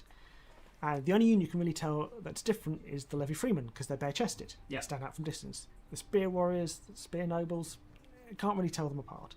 So what's being done with the Pantheon updates is across all different unit types, there is now sort of a basic, a standard, and elite variation in the spacing of the units. So you can see at the bottom the Levy Freemen are very quite spaced out. They're much more varied in their spacing. The Spear Warriors are a bit mixed, and then the Spear Nobles are much more uniform in their positions. So just at a distance you can more easily see, oh, those guys are a bit disorganised, they're probably some cheap chaff units. Oh, those guys, they're really organised, I should probably be worried about them. Just that extra bit of recognition at a distance. Which is something we see in more modern Total War titles, right? And also older ones as well, right? That was something that was true in the original Rome, whereas here it wasn't in Rome 2 at first, and now it can be done. It's something mods have done as well at times, but now bringing it into the main game. So we can talk about damage formula if you're interested. Yes, this is going to get for those of you who love slightly charts. Technical. So, armor and damage. How it works right now is a little odd. So you look at something like melee attack versus melee defense, and it is a linear change. Yeah. As your melee defense goes up, chance of anyone hitting you goes down linearly. Armor, not really, as you can see from the chart. It sort of curves and tails off a bit. Yeah. Because there's 2 aspects to damage and armor. You've got base damage and you've got armor piercing damage. Base damage can be negated by armor, but armor piercing damage can't. Yeah. But the way armor negates damage is that you take the unit's damage armor value, so say it's got 60, and you do a dice roll between 0 and 60. And then whatever that value is, because it could be 0, it could be 60, it could be 12, it could be 38. You take that away from base damage. So sometimes you'll take off part of the unit's base damage, sometimes you get rid of all of it, sometimes you get rid of none. So it's quite varied. But then armor piercing damage doesn't get affected by armor at all. So there's always some base amount always going through. And that means you end up with that chart that, like, towards the end, as you get more and more armor, it's just getting a much greater range of what the armor is doing. So it's just not as nice and consistent that better armor gives you better protection. I mean, the top chart looks more like I don't know if that's a good rather thing than something understandable. So I guess we spoke about how hard it is to visualize. Like, I'm not outright, right? I'm not outright. I guess the vibe you're going for discarding is that it feel more authentically because understandable. this is the kind of stuff I want to hear from these people. You're going to take less but damage, I'm not too sure. Unless there's armor piercing. Like if we're still and going blah, off of whereas the before, health system, the systems underlying it actually weren't as predictable or as understandable as they felt. Yeah, because we always like to have some randomness in our battles. Just because, one thing we've always tried to do is, like even the basic peasant has a chance maybe to kill a king. So we allow a bit of randomness for that. Oh, but okay. we want it to be predictable randomness, as it were. Yeah.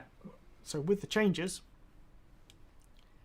it's twofold. So armor is no longer mostly a straight or mostly tell. There's a lot of telling happening. What are the axes here? Oh, sorry. So down the left axis, I can't remember which is the X and the Y. I should know that, but I don't. The left axis is average damage done, and on the right is armor value. So you can see that as the armor goes up, it's a linear decrease in the Let's listen. And, it's and not then we'll exactly discuss. linear because this is based on 10 simulated damage rolls. Right. So there's a bit of randomness in Right, damage yeah, rolls. But if it was like, if you did enough rolls, it would be perfect, perfectly linear. So what we've done is armor is now a modifier to damage. So let's take that 60 armor unit, right?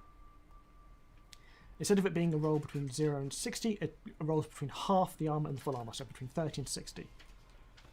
It then converts it into a multiplier. But why to is damage. it random? So you roll the full 60, you're doing a 60% reduction to the base damage you're taking. If you roll 30, it's a 30% reduction. Nice and simple. So that means you get a nice linear increase, makes damage more relevant. Yep. Armor piercing damage now is also now affected by armor.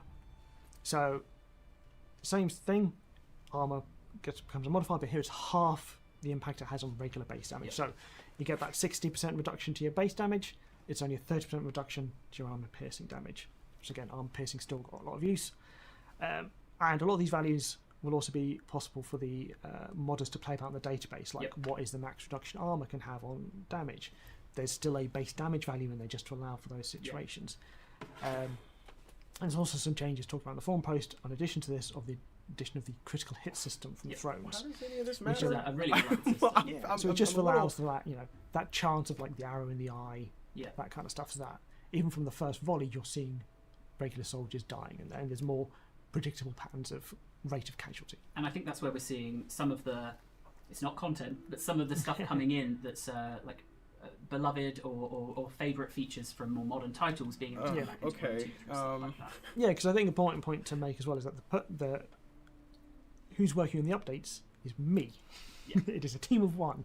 So Rome 2 has one of its advantages is that there are many products afterwards that I can look at and bring back certain select changes. So critical hits from Thrones. Yeah. Some of the bug fixes we're doing in battles are taken from Attila.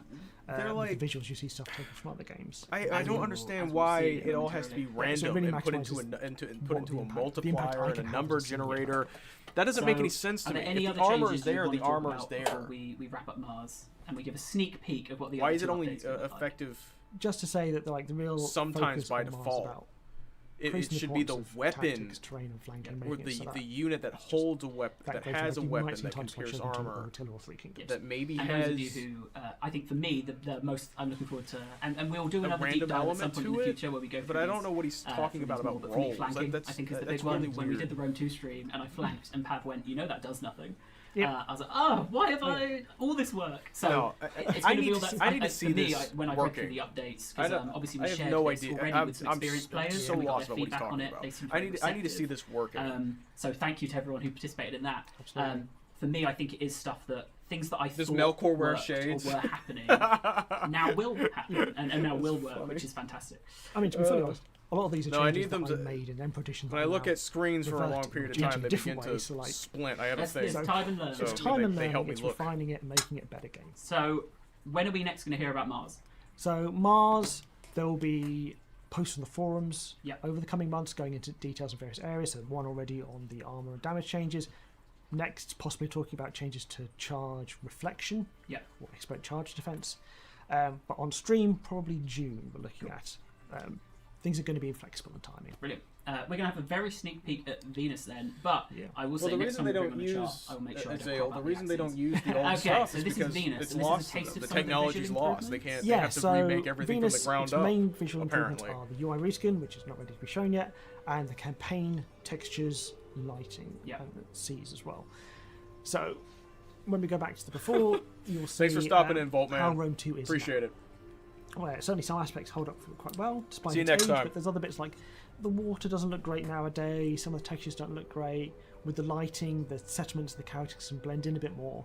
Okay. And now, brand new sea texture, I redone don't sea care about colour, any of this. brought back better textures from Make it Tron look like Pharaoh, medieval too. the games, Okay. got those lovely games to take advantage of.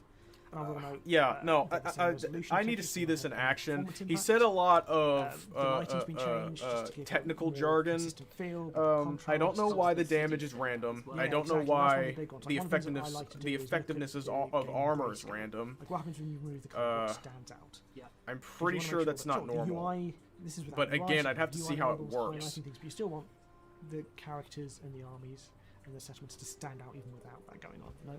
Especially when I think we go from the after to the before, you can really see the difference. Yeah, I need to see it. This is all useless to me. This is irritating the hell out of me. Yeah, you can see the difference.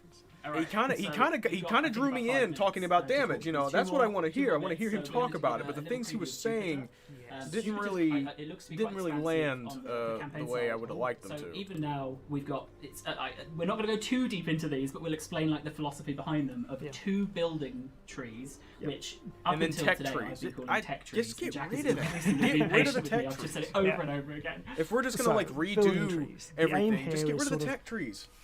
Put them in the trash. Emperor Edition made some key changes. In the trash. Where prior to Emperor Edition, temples could only go up to level less than the major settlements. Don't ask questions. Just consume product and then get excited for next product. So it tried to equalize that out. Yeah. But this is basically going, we didn't go far enough in Emperor Edition. Yeah. So one of these, for example, would be the military trees, where currently, Rome 2, you have separate chains for recruitment and bonuses, which is fine. But it does mean that you need to choose I should have put this to do it, and because you're have some dignity. Training chain, the one that gives you more bonuses to your unit types, is a separate chain. You're not getting as much from it. So one of the things that's being done is combining the 2 and extending. So you'll see that before it's up to level 4. Do you think it'll help the AI? 5. Important thing that barracks will do from now on is genuinely have no idea. Not just give you units. They'll give you recruitment slots, because I'm looking at reducing the base level recruitment slots. Like turn 1 as Rome at the moment, you get something like 7 units available at a time. It's a bit much. But it also give you army cap, because the army cap, agent cap, navy caps increases from Imperium are moving on to the building tree. So if you want more armies, build a barracks. Yeah.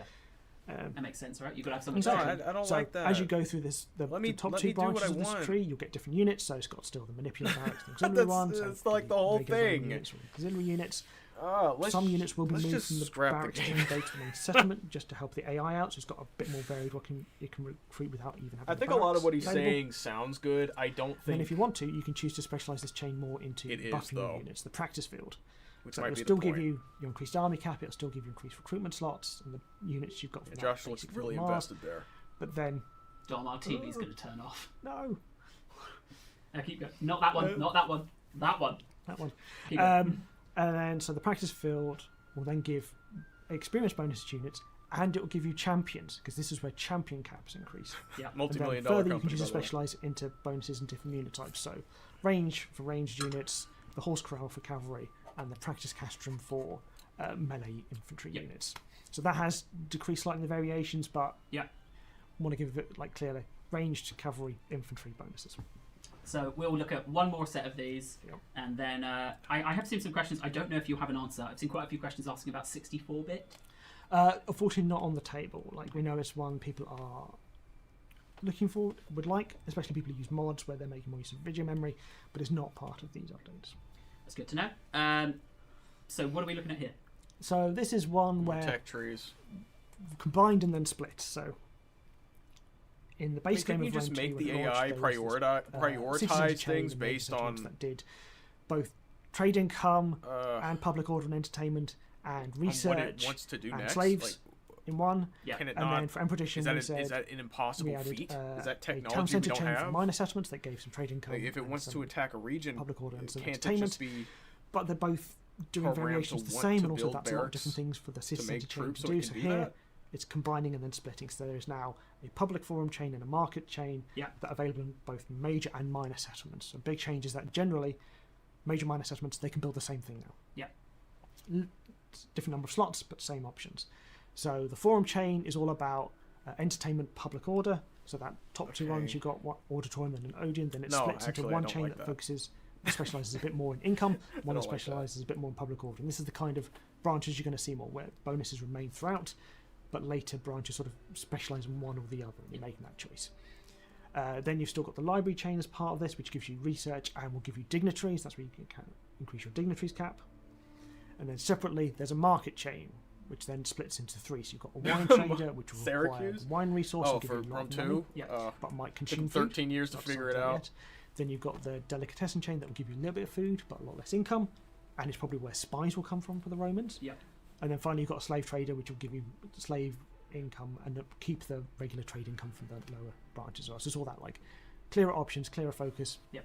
More depth to the chains as well. And that's just a taste. So these last sets were just more of a preview of some of the stuff. But once we've got Mars out, then we'll come back to Venus, back to Jupiter. We'll come talk to you more. But we wanted to give you guys a taste of just the level of depth and detail that we're going into for all of these systems. Like with Jupiter, if you go on the forums now, all the other building chains the Romans are on there already. Yep. Fantastic. Well then, Jack, when will we hear from you next? So next will be on the forums with more posts in the run-up to in the coming months, because there's not currently a defined timescale for when the first of these betas will go live. I think settlements should be allowed to, because a lot of it is work has been done by me, so make whatever they want. But we're looking at I don't mind like a tier system after a certain amount. Battle gameplay live. Fantastic. Well, development throughout the summer then, hopefully. Thank you very much for coming on, Jack. Really appreciate your time. Everyone loved your suit. Immigration or whatever. You are free to disappear, I and don't you can mind shake some mouse on that PC. I don't know why. We will move on for our next guest.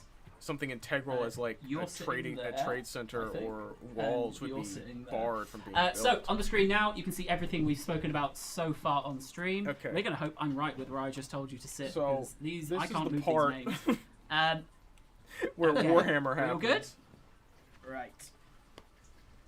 I want to see what they have to say about. Hey, I was right. Hello, welcome. Welcome to the stream. Let me get rid of that bit of paper. Oh my gosh, they're advertising two Rich and Sean, first DLCs. I've only done 3 on top of streams, fixing the siege thing that's been in beta for anyone who a doesn't year. know who you guys are, maybe Rich, you starting. Who are you and what do you do for Warhammer? We know who you are, I've been here Rich. a while. I'm the game director for the Total War Warhammer. This is super early because we're way pre-alpha, and it's not a simple case of just porting it across. You need to allow for some little missteps, shall we say? You know, pathetic. That's Rich. Apologies.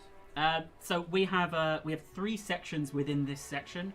I did initially try and see if I could get it on that bottom bar. Yeah, this is where all the money's going. That is graphic design by me, so that is the height of what I can achieve. So we're going to start by talking about updates to the game, and then we're going to talk about Bashiva. Yep. And then we're going to talk about show us the furries, Lords please. of the End Times. And I'm so consciously not trying to say the name of the person that will be revealed as part of that. Person, place, or thing. Very good. Thank you. I'm doing my best. So we're going to start talking about campaign. Yeah. Why is nobody sure? There we go. So campaign AI update. Yeah, we've been doing lots Why of does updates nobody to those know what the things. next topic is? Or is he trying to do this? Maybe that's what it is. He's trying to see if everything functions. Address some of the issues that problem players have been over at seeing CA around idling AI and clustering around settlements. So that will be coming very soon. Yep. So we've tried to. We know that a lot of these things. So we'll be doing it again with the Siege update next. A lot of these things, the community are. We've explained a lot of what we're doing while we're doing it. We want to start giving you guys some dates and update numbers at least to be able to expect this in. So 8.1 is the aim for this. That's right. Don't ask questions. Just consume product and then get excited for next product. Which was me writing it based on notes.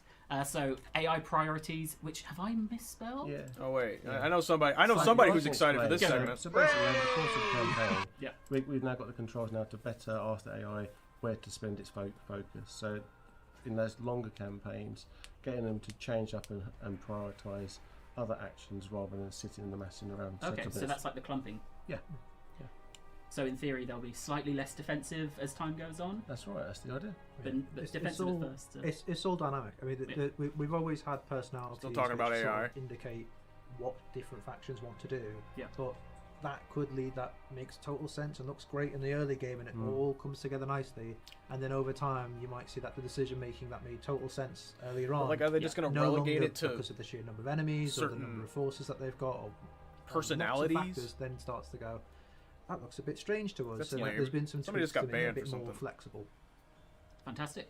Anything else we want to say about campaign, or I'll move on to? So you can go to the next one. So the long-awaited Siege update. We've spoken about a lot, but nice to finally put an update number on it. So 9.1. Frick's sake. At the moment, what update are we on? 7 point something. Yeah. And so for people to help understand that, 8 will be we update. So it's a different version of Siege Tower, right? So with a release. So 8 would be Bashiva, and 9 would be But see, that's the thing. That's the thing. I'm just going to mute this because none of this matters. The reason they make the ladders like that is because it literally doesn't matter. You don't need ladders to siege a settlement, because a settlement only has one ring of walls. In games like Medieval 2 and well, I was gonna say Shogun, but they don't have ladders in that either. Maybe Medieval 1. I don't think there were ladders in Medieval 1. Don't quote me. I don't know. But you had to get through multiple stages of defense. And if all of your siege towers were gone, or you didn't have another ram, or you wanted to save the ram for the final push, you had to use ladders to get over the walls. They designed them this way because the design doesn't matter. They don't have to scooch them in through a gate. They don't have to squeeze them through a break in the wall. It doesn't matter. They're useless after the initial assault. A total dumbification of siege warfare. And the betas obviously helped us look at some of that, and we've got some other ideas of our own. But we've been specifically focusing on like gate improvements, like the damage dealt to them, making them feel like a solid thing to defend. Looking at towers and the damage output. I looked at the thing. Things like siege attacker trait, which they say it's all subject to change, but often it's not true. Making sure that they just have openings in certain areas. Loads of bits and bobs. Yeah, there's a lot of stuff that may not make it as well because it's cutting room floor style of we are trying things out. We want to 20 try and years push later, the boat out. after they've done it I think once we said already. this before when we tried to our larger they figured out how to get a ladder. Trying to make something that's objectively better for everyone is a bar that is hard to cross every time, and that's why it can take a bit more time to make sure that we go above that. There's lots of things that we're looking at as well that may not make it in. I don't know whether to talk about some of them, but like we've spoke about, can ethereal units go through walls? Is that something that we can support? And That's even just thing. opening that question. There are a lot of walls was never built with that in mind. No. So it's a technical update. It's what would the implications of that be? Like, what happens if? Okay, yeah, just the idea of every faction having the same kind of siege equipment is all the way through, and then we make the decision. A huge missed opportunity. Commit to it. Because the Skaven can nest underneath the settlement, right? Why, when I attack a settlement after nesting underneath it, do I end up outside the walls? They should be coming up from the sewers. That is the whole point. It's another example of how these people either don't know or don't care about anything of the IP they're trying to market and sell to you. It all comes together at the most perfect, exciting. It should all be different. Yeah, but there should be a nice grouping of content there for 9.1, and then like all things in the game, see where it goes from there. We always want to try and amend and improve.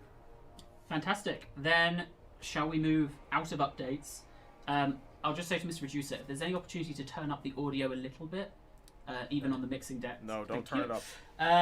All right, so let's hope these all keep swiping nicely. There we go. So we're back. Logo at the top there. So this is what we'll be talking about Shiva. I'm going to give a little bit of a caveat before we go there, because I think the content from here Which one of these on would you for the smash rest or of pass, this stream is a Soytech? little I want to different. know. Make It's a lot another more video 3-hour-long video about a it. few screenshots, but we are going to be showing some things and changes here in a bit of a vacuum. So I think we're going to talk about the ability all Tiger Warriors get, for example. So there's going to be things in a vacuum, and it may be that there's a particular ability or skill that will need further context for the players to really understand either the value of it or the usage of it, that we will try and give here, but we're not going to be able to do that for absolutely everything. There's only so much time on the stream, and only so much time on the planet. So remember that everything you see here is subject to change, doesn't exist in isolation. As we all know, campaign buffs get layered on things.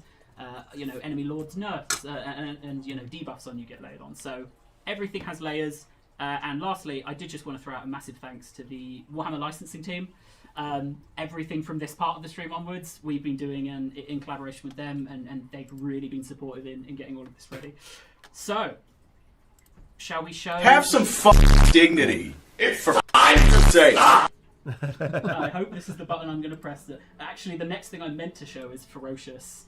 If you want to talk about it first. Or I think we've teased them if we don't show Bashiba now. I feel like you... Let's show Bashiba and then we'll go back one. Alright. So there we go. That video is just starting from any point it wants, doesn't it? It will loop. So this is Bathsheba in battle. It will do some live at the end. A really cool. How is this entertaining to anybody? Yeah, she's brilliant. She's brilliant. This has been such a, I guess, a pipe dream to have a character like her join the fray. What is Rich talking into about? The game. And you know, she looks awesome. She's. We'll talk about some of her abilities and stuff later on, but just to give you a bit of a background on like who she is, she is the White Tiger. So that's a position held to both protect and command the Tiger Warriors. Yeah. In great times of peril and when chaos. What's the point asking you? She's also a mercenary lord, so she's one of the lords of Shangyang, and one of Zhao Ming's finest commanders. Zoning completely. So she's got her own tiger company, which you'll see with some of the units in the pack. But she intersperses that with other Cathayan units as well. So she leads those forward in protecting like turning caravans slightly along the Ivory Road, do whatever that move the borders of Grand Cathay. Fantastic. And I've got so we will go through some of the abilities, both passive and active there. I've got some of the stats up on screen. That was our boy Lionheart. I'll bring it up again. What's the playstyle there? So what's the point specifically is all about going after small entity units. Yep. She's quick, she's nimble, she's fast. She likes to stalk her prey. We don't know why he did that. I don't think anybody asked him to. Yeah, you might. I don't know if he's in. Yeah, there we go. She's also got this amazing ability to teleport around the battlefield with her Heaven's Gate. Yeah.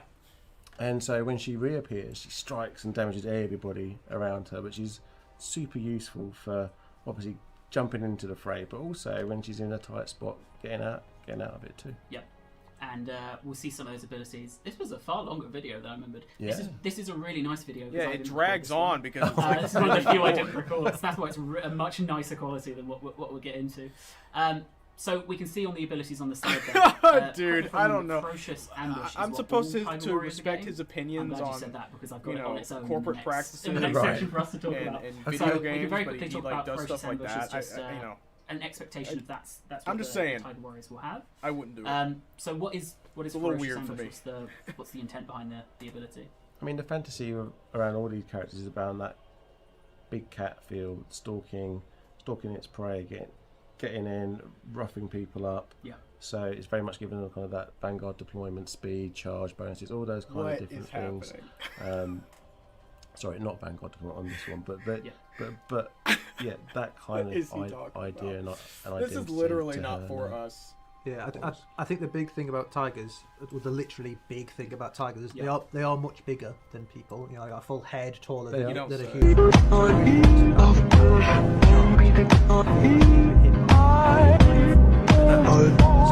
the idea of ferocious ambush does lean into that. It increases their speed, increases their charge bonus, and gives them devastating flanker to push that charge bonus even further on a cooldown for balance reasons and all these things. But it is really to capture that idea that when the tigers charge in, it's a noticeable impact. And in the Cathay roster, which is much more rank and file. Oh, are they for Cathay? The humans that the Jade Warriors. I thought it was a new faction. Hold the line. The Tigers are charging in. They're hitting line. You'll see the impact, and that sometimes can win a battle. Breaking news, everything is bad. It's just as terrible as you imagined, and probably worse. With more, we go to Tom Lee Cruz. Tom Lee. We're all in danger, Dan Lee. Jesus Christ, what can we do? Absolutely nothing. It was good knowing you, Tom. That was unnecessary. We're just now getting in reports that all the children have exploded. Yeah. Okay. Oh, go on. Tier 2 and above as well. So, yeah, there you go. So we'll show off some of. I've got pictures of some of Bashiva's other abilities. Gotta keep it interesting. Just so people can get an idea of. You gotta do something. You gotta do something to keep it interesting here. I don't think any of these abilities were actually used during that clip. So Heaven's Gate. We saw that one. But I think as well, some of those were just her dynamic animations in battle, where she is teleporting around. My favourite's when she grabs someone and comes out of the sky and slams them into the floor. They're like not talking so Heaven's Gate is that at kind of all the main about anything that I would even be interested in. What? That's a quest item, right? Yeah. So that's the one you want to go and get, and it gives you that teleportation element. Making my brain swell. I think that's her most iconic piece of her kit. So I think, as we mentioned earlier, if you want to pick an engagement, or there's a caster hiding behind enemy lines that I have to take out. that gives a way to get to that caster. Yeah. If Bashiva catches herself in an you know awkward what? position after leading the Tiger Warriors into a big charge, and she's actually starting to get signaled out, she also has a way to this is like a huge thing for me, because Warhammer Total War Warhammer. She could Yeah. go hidden again and then disappear. So we get to look at the numbers. Total War Warhammer should have been the best game that ever existed. It had everything going for it. It had spectacle. It had the studio behind it that understood tactics and realism. And the thing about Warhammer is that it's grimdark. And the way you make a product grim is by not just going in depth and acknowledging the logistics behind how something like a battle works. You know, you read something like I don't know. I don't want to say read, because usually the book's better than the movie. But you watch movies where the good guys go to fight and they win. Some grimdark stuff makes you have to acknowledge that, okay, we need to feed these people. Some of them got sick. We got to push our equipment and our men through a bog, and that's what makes it difficult. That's what makes it tough and gritty. The understanding the impact of all these effects that these external problems cause for you. If a Warhammer game doesn't have stuff like that, if it doesn't acknowledge the overbearing weight of handling logistics, what is even the point? It's off the rip. They made their Warhammer game T-rated, and for a grimdark game, that's like a death sentence. They had every opportunity to do right by this IP, and they just nobody cares. Games Workshop doesn't care. Creative Assembly doesn't care. Rich certainly doesn't care. I keep forgetting who that Sean guy is. Yeah, all Cathay factions can make use of her, but she does have that synergy. Massive disappointment. And also Xiao Ming. So the background on Hao-Yan is that she's an exiled warrior. I watched this and just think, what could have been? She's what we could have gotten, and has a bit of an iron. Yeah. In what she and does. they so took that from all of us and Rebellions tried to sell us a uprose in the product central for $600 provinces, and unfinished. the way she went about doing things wasn't so well liked by some, so she was exiled out to the west, and now she is one of the lords of Shenyang, operating for Xiaoming, and yeah, she's very cunning. She's a great fighter. Is he reading a script? Large, so you'll see her taking on things like. Or is he watching the screen? He must be watching the screen. Because he is known to read a script. Oh, Albrecht as well. Right, I should have ran that past us first. We're off now. How many prongs did that try now? Because that could be a Biden, and then that could be back in. Biden, come on. Also, great anti-large character. Oh yeah, it is censored. Hey, maybe it's not. Actually, that's what the feedback was. That's why there's clips of ogres as well at the start. I will pull out as well one of the abilities. I wish I had the clip of That's because we've got the ability, but we're still in discussions about what the name will be. We will have that ability up, which we can actually bring up now. Rich. Doing the thing where he looks over at the camera and goes, Reddit, and because he forgot where the questions were coming from. That's my favorite clip of him. Too merciless. I love that the clip. blurred ability. I need to I thought it was important to be on that because that's such a cool ability. Oh my gosh, it's been 2 hours. Can we hurry this up, please? That's the weapon that she wields, yeah. So again, very good at base damage. He sounds so bored. I assume you're talking about Rich. Yeah, I'm bored watching this. It isn't. I can see Let's chat saying go. it's censored. It's not censored. It's just not decided fully yet. Or Too not hot for Twitch TV. Oh, he talks suggest about your it. own He said name. it wasn't censored. It's just decided on. Is that what he said? Cool. Then last section we have for Shiva is we're going to talk about some of the Cathay tweaks. Oh, okay, yeah. We can go over those. I've got a video here that's a video, but it's also just 2 screenshots that it swaps between every 15 seconds. So the first thing here is there's I think 3 of them that we've worked on, but I've only got 2 in the video. Only 2 were done of skill tree updates, refreshes, however we would describe them. Done a few of those. So we've gone over a bunch of characters. Who cares about this?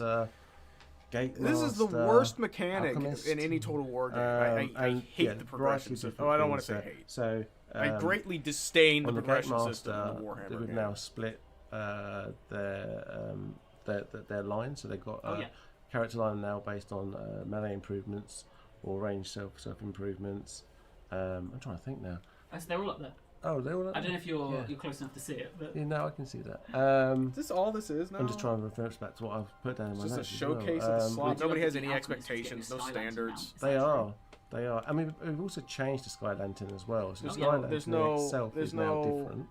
It's now much more of a expectation unit, for so an increase in quality. We're just okay with getting this slot. They just keep shoveling it out. Yeah, keep piling more shit on top of shit. It doesn't matter. I'll wait for the transition. The tech tree is different. There we go. Sean has not said a single thing. Yeah, we redid the tech tree. Or he's been muted for the entire time he's been talking. From scratch. Oh, there we go. It's funny when we did it. It has the exact same number of technologies and takes the exact same amount of time, purely by chance. Yep. But it is from scratch. What really are you still doing here? The yin and yang of it. So each side now has a focus on yin or yang. This all sucks. I don't care. Harmony of move effects on already. And we've made a way. This has got to be fluff. There's nothing important. A lot easier to navigate or interesting and find being talked about right now. One of the things that we had in our mind though is like the current tech tree's been out there for so long.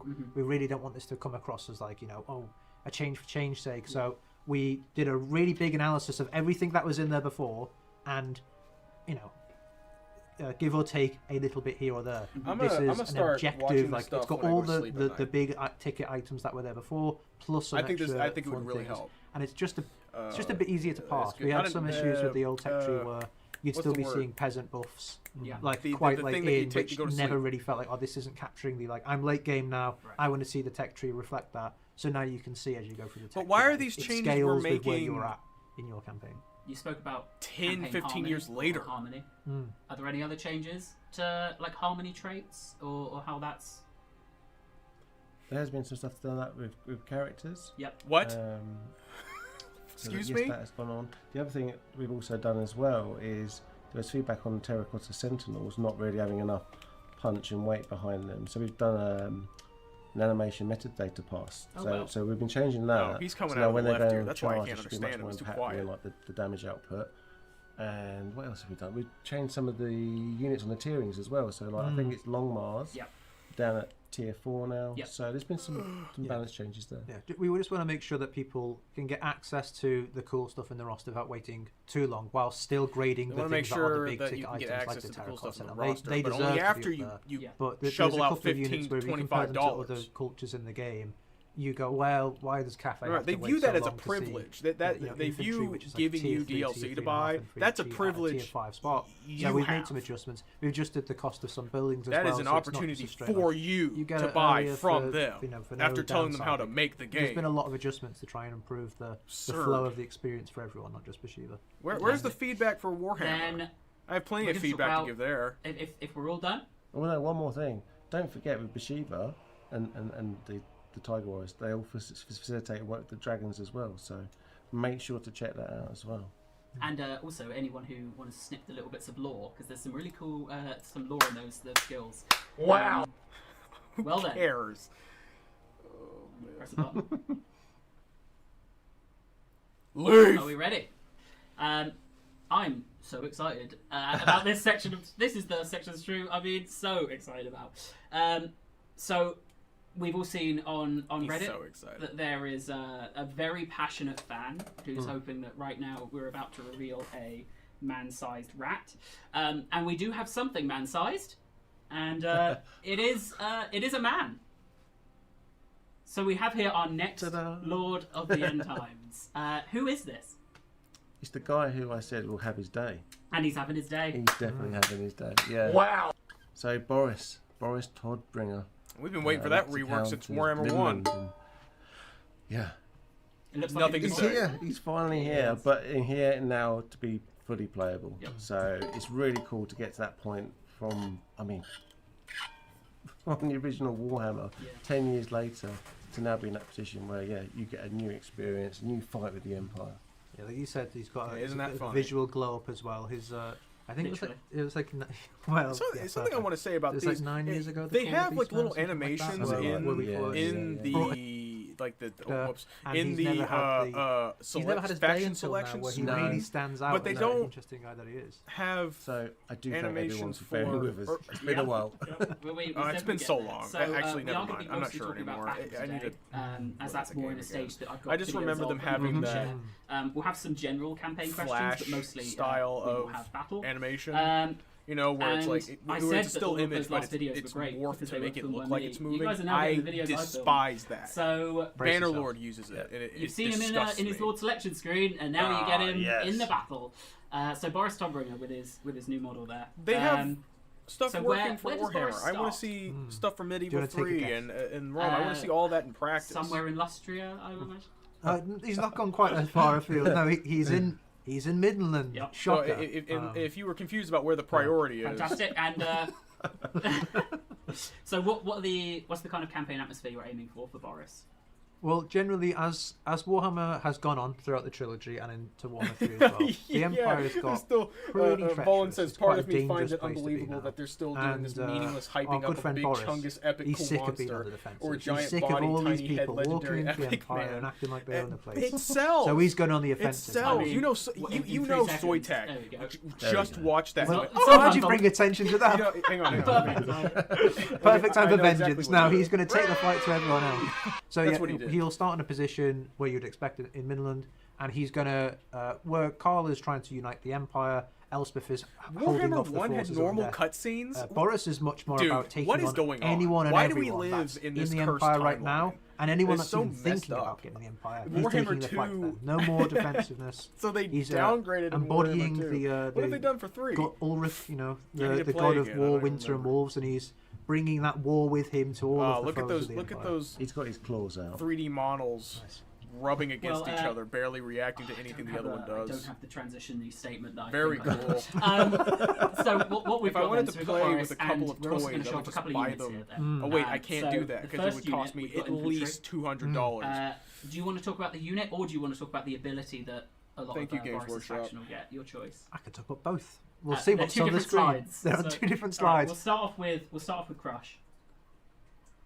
So this is Crush the Week, and this is the ability.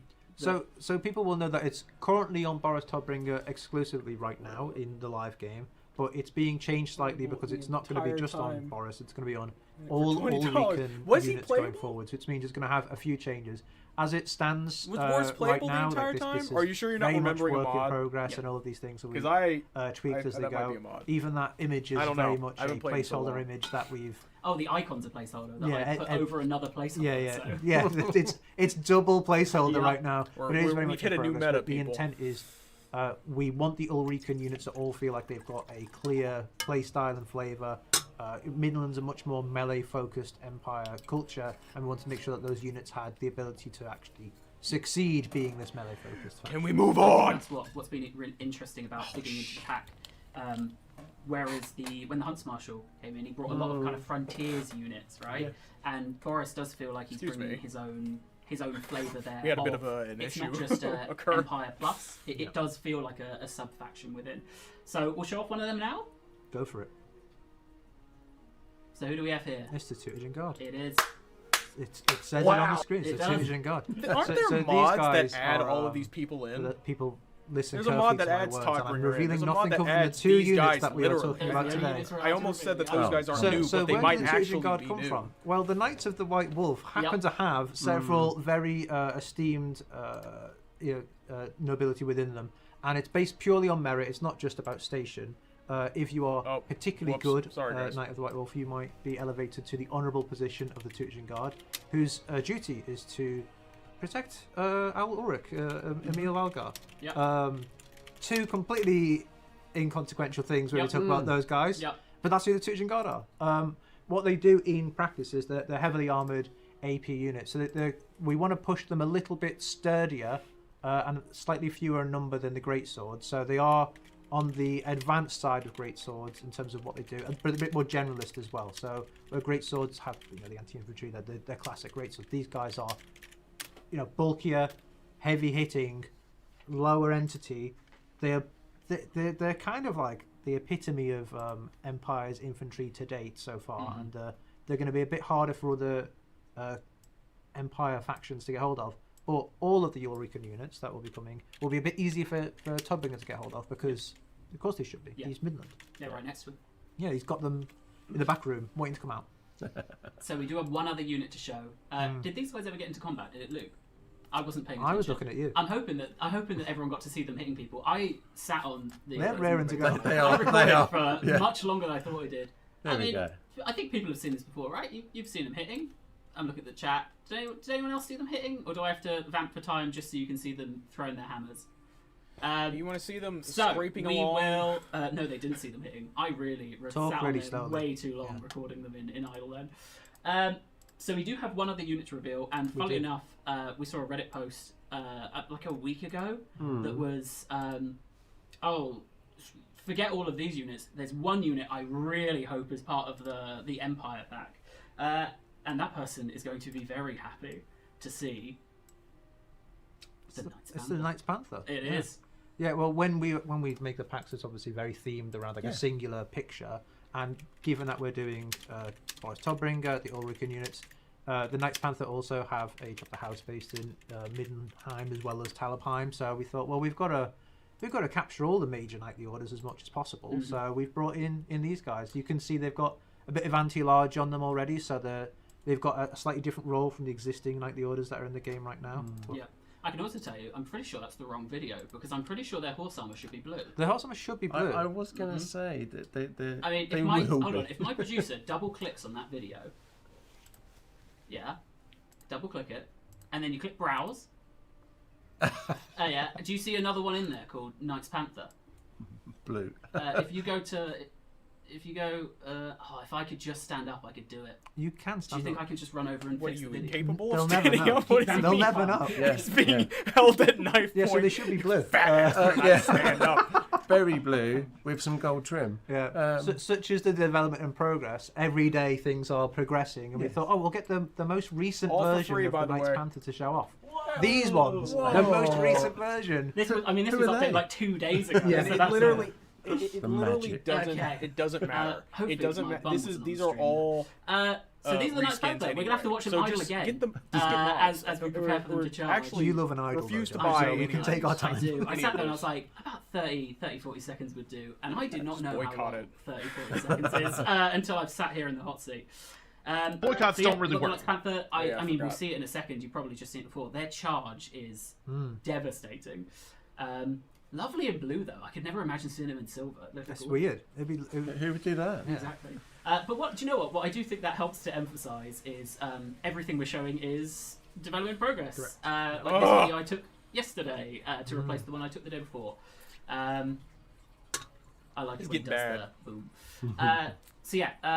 That's what we're trying to do. So everything you're seeing is development progress. All of those stats can change depending on however Sean's feeling at that moment in time.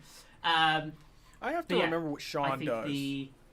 I'm just letting him see him fight for a little bit before we move on. Yeah, epic. Just keep models just. So what we have now is technically, but not really. Nothing hitting, nothing connecting, no real mass, no hitbox, just 2 health bars going down. And I really so like engaging. Wow. I love seeing my toy come to life. We thought we'd make our own. Oh. So if you guys are, people may know. They may be able to work out what they are. I did, after some feedback from our talk on Tuesday, I made one of them a little bit harder. I still don't think it's that difficult. No, it's pretty obvious. Well, there's easy, medium, and hard in there, for sure. Yeah. I've made easy, slightly boat. harder. But don't they have a boat? And I think you helped with one of them. Middenheim? Don't they have like a land boat? Maybe. Oh, giving the game away there, maybe.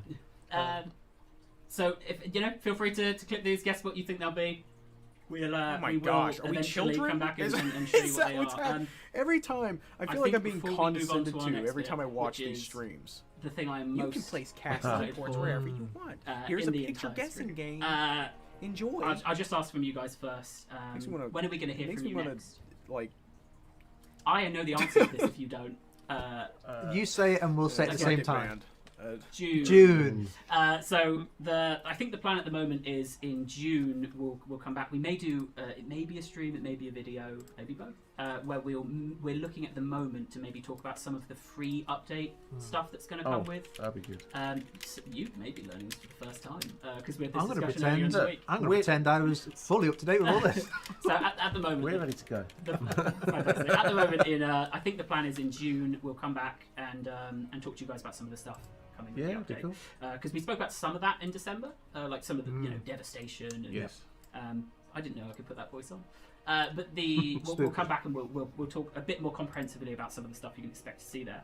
But I saw it in chat. We do have one last clip for Lords of the End Times. So we have a fantastic voice actor for Boris Todbringer lined up. You're going to be hearing loads of his voice when you're issuing orders on campaign and in battle. However, when you load into a custom battle, you're going to see that there's 2 Boris Todbringer voice options. In June we're going to see more. There's the original one, which you know and love, and then there's one more. Toddy! Oh, that was great. That was great, Tom, but maybe just a little bit left. Bring it down a bit. Shut up, Ben!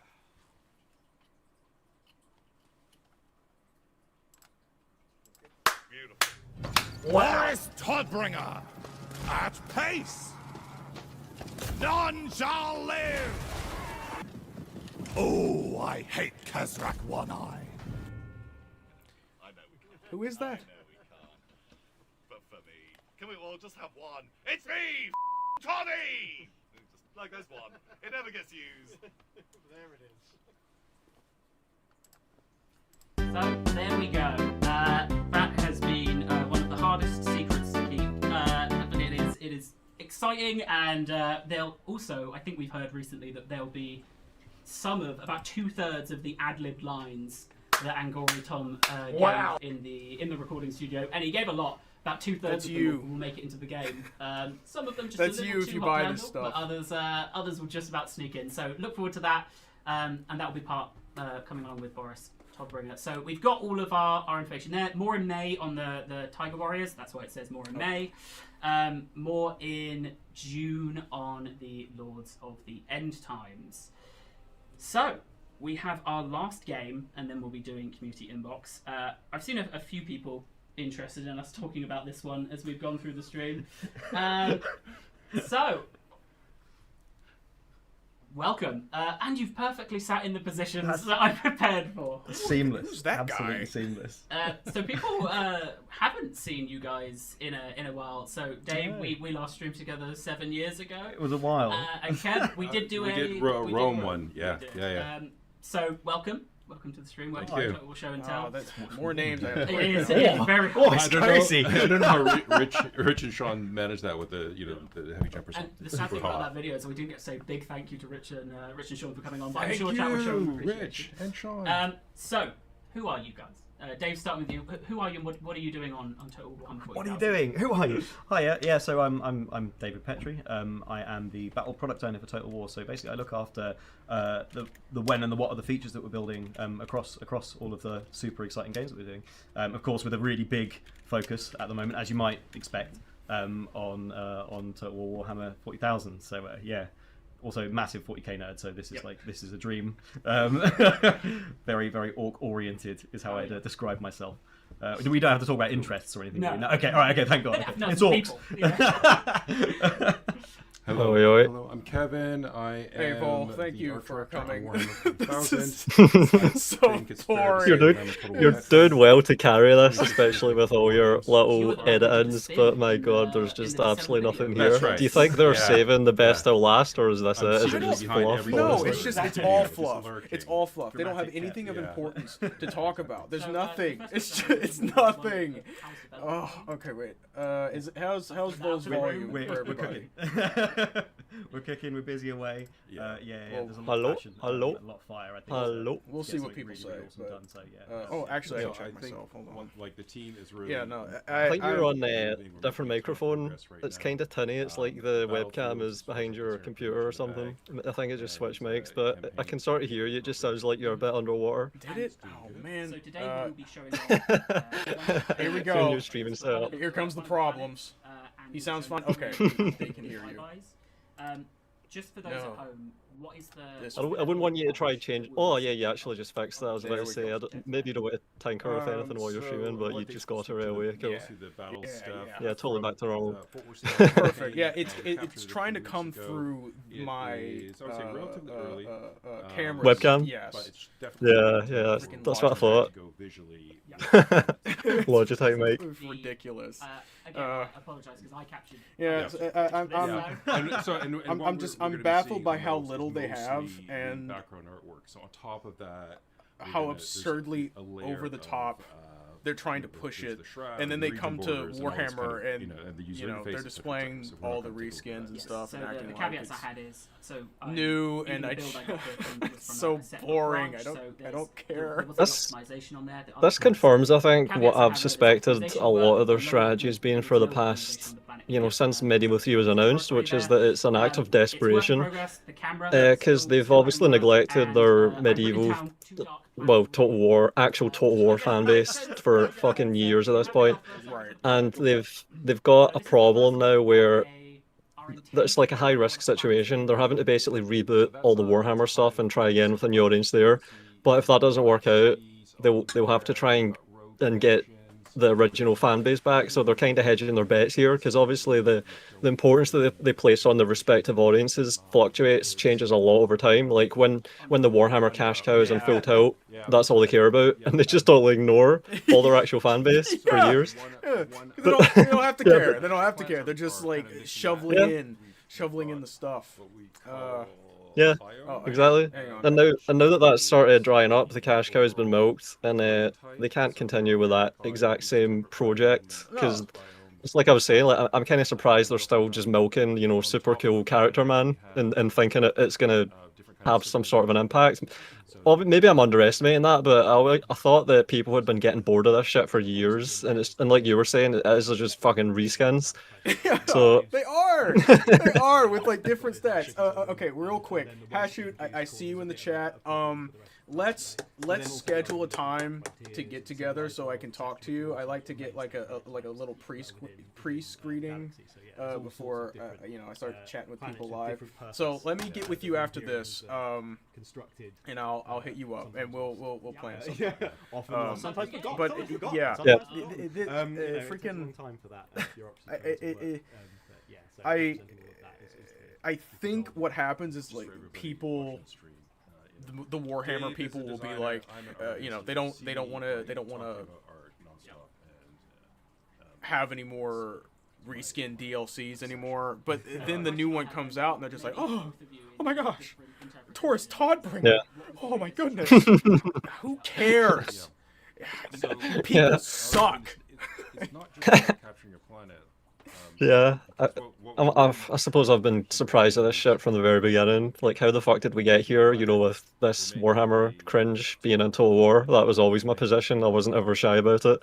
Yeah. But it's just dragging on so long at this point. Like, it's been fucking like literally 10 years of this bullshit. And how the fuck do people care about any of this? I don't know. I'm watching it and my eyes just glaze over. I'm not even watching anything anymore. I'm barely retaining any of this crap. Did you see how anemic their fucking slides were for Medieval 3 with those stupid color-coded fucking unit thing? Yes. Like, could you even read that? Like, I've only looked at your stream. I haven't been looking at their official stream in the highest resolution, so you couldn't read it either. No, and I was squinting. I had my glasses on, so my thing didn't fract, and I still couldn't tell what they were saying. And like none of it matters anyway. Show me what they do on the battlefield, dog. Like, I don't understand why they think we want to see concept art. I don't want to see concept art. I want to see finished product. or not finished product. It can be in development, but I want to see it working. I want to see working product. Oh gosh, and it's like, and then you say that, and then people who are like, people get mad at you because you're not giving the right kind of feedback. Like, no, you can't ask for a working situation. You have to pat them on the ass for making superfluous features that have nothing to do with anything. It's so annoying. I'm getting heated again. It gives a really cool opportunity for you. Can't take 5 steps without getting marauded by these people, and it's so in the trash now. There's no salvaging this. How are we? The only way the Warhammer people get removed is if they don't get any more games. We're stuck with them, and they're they'll just fuck off as soon as the games are done, the DLC's done. They will literally just fuck off because they're not here for Total War. Yeah, and that's why Creative Assembly will never stop making this stuff, because they know for a fact that the moment the Warhammer stuff stops flowing, it's done. The gravy train's over. And I'm pretty sure Games Workshop tells them that too. It's like, hey, you gotta keep pushing stuff out, and they'll buy it. You know. By the way, if you're a Games Workshop fan, if you're a fan of Warhammer, that's what Games Workshop thinks of you. You are a wallet. You are a wallet to be fleeced. They have no respect for you. They will nickel and dime you for everything you love. And then, I tell people that, and they call me a racist. It's like, how the hell does that even translate? How does that correlate? Goodness. Because you're discriminating against English people. That's what it is. Like, what race? What the fuck? No! The king and country. I'm sorry. Shit, I guess. I don't like them either. I don't. Me neither. Can we? No. Fuck King Charles. We know what you've been doing with Epstein. Like you're fucking culpable as well. That's right. It's not just the little prince. It's like you knew the whole time, you bastard. Get in the poo poo pee pee dungeon forever, along with everybody else. Have I missed something, or have they been zooming in on this planet for the past 20 minutes we've been talking? Yeah, I've had the stream muted, and it's just this ball just zooming around on Mother Monitor. Like, what the fuck is that? Are we supposed to be excited about this? This is awful. What is that? What is that shit? It's. I guess it's a planet. I'm sure they describe what kind of planet it is. It looks like a city planet, but it looks like a cell nucleus that's just turned moldy or something. Like, what the fuck? It's got spores on it. What? I'd like to go into it. Why can't? When does this? That's because you're a sperm. Hey, fuck you, man. How about that? I was about to say, like, just as you said that, I was thinking it looks like an egg. Something's got implanted. It's like a fucking irradiated egg. Oh man, it's just totally non-viable. It's gonna give birth to a Warhammer fan. But they had the city battles in the showcase, didn't they? Show us a city battle. Where is that? If that's gameplay, I'd like to see exactly. Combat. How long has that been? Like 6 months, 5 months? At like, what have we managed since then? Is this we're just gonna have a ball rotating forever? Right. Come on, man. Oh, here we go. This is a Warhammer 3 map. This is a Warhammer 3 map, reskinned to look like. I'm so pissed off, man. I'm gonna.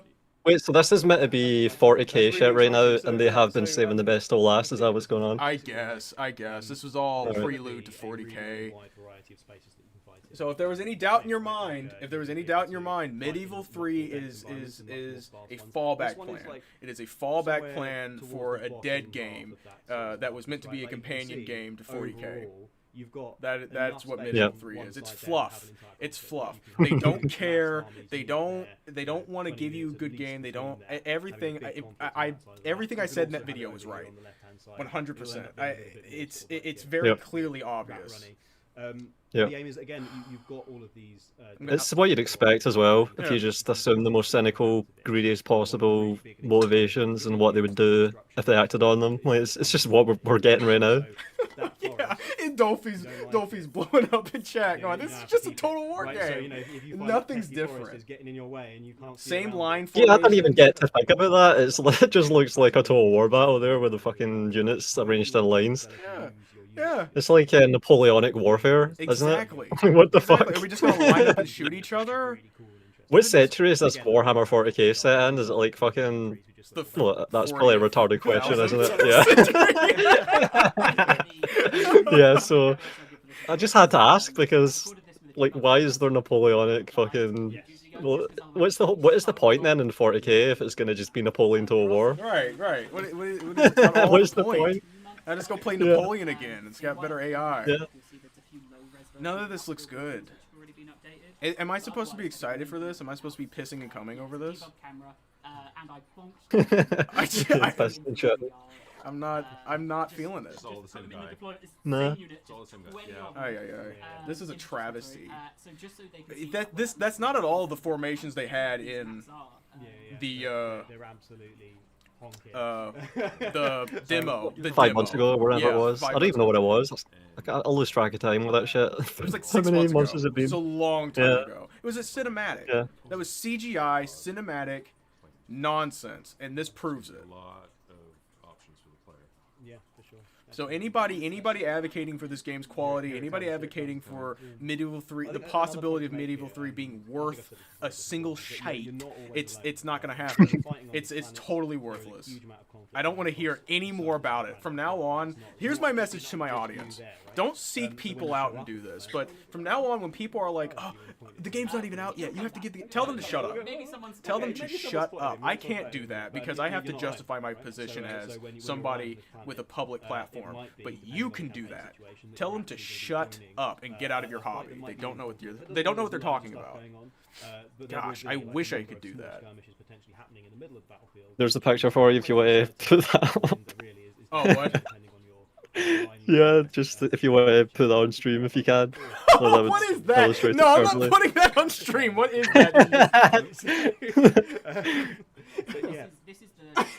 Did you make that? That's a classic. That's years old. Yeah. There you go. I'm totally getting banned from that. I'm totally screwed. No fucking way. No fucking way. It's perfect though. Darn it, you screwed me. Wow. Yeah, they'll enjoy that. This is everybody. This is everybody who tells you that these games are good and Warhammer's good and CA's a good company. That's who they are. Wow, that's hard. So yeah, they did a really brilliant job. That could honestly just be Warhammer 1, 2, 3 for me. Everything they've shown there. Yeah, it's just got a filter on it that it doesn't usually have. Maybe, and that's about it. I at first I was convinced that it was a Warhammer 3 map. Yeah. No I remember walls, you said that. No rings, no nothing. There's nothing. There's nothing. Do buildings collapse when they get exploded? Is there any kind of tactical, like, can you go inside buildings like you can Medieval 3? Apparently, like you can do Empire, or is that technology just lost? Another lost technology. Another one. Another lost technology. I don't know if you heard me earlier, but that's something CA and the 40k universe have in common. That's probably why they like it so much, because in 40k, the whole premise is that the Imperium has lost a bunch of technology. So like they don't know how to make penicillin, but they can make, you know, a big gun, and that's the whole premise. That's why it's all shitty. It's lost technology to them. Yeah. Same difference. This is ass. This is ass. This is relying really hard on the random bits of spittle just getting shot up randomly in random directions and a cone. What do we shoot? Yeah. You know what would have been cool? Yeah. A play on the naval land combat situation that they tried to do with Attila and Rome. If they had ships overhead and you could set up battlements and shoot up at the ships to shoot them down before they send out more reinforcements, that would be interesting. But they don't even like. I don't know. Look at how it's shooting into the fucking building in the background, because it's not been guarded against that whatsoever. This one here. I was actually about to say, I bet you if you just waited long enough, you'd see them shooting into themselves or into walls right beside them or whatever when they haven't protected against that happening. They've basically just set a cone, like they've set parameters for where the shot's allowed to go, like a radius out from the source. and if they don't put in exceptions to that, then this is going to happen, and you literally just saw it. Yeah, no, you just ignore it. It's just spectacle in the background. Hashoot, I don't know if you're still here. I will check my Discord, and then I will schedule a time with you. We'll get together. If they spot him on the left. Hang on, let me acknowledge chat here. Yeah, of course. If they considered all things that make fantasy wargaming unique, but it's super unit slop. It is. They have every opportunity to make this game good. The Empire at War is a better implementation of this concept. Empire at War. Oh yeah, they do that Star Wars game. Yeah, with the space battles. Yeah, I think you could have. I think you could land ships. Yeah, no, that's true. Okay, yeah, Hashoot, I'll hit you up. It's been a busy couple months. I'll hit you up. Part of that whole they entirely barely changed it. Yeah, they all look like they're kind of made of wood. They just reskinned it.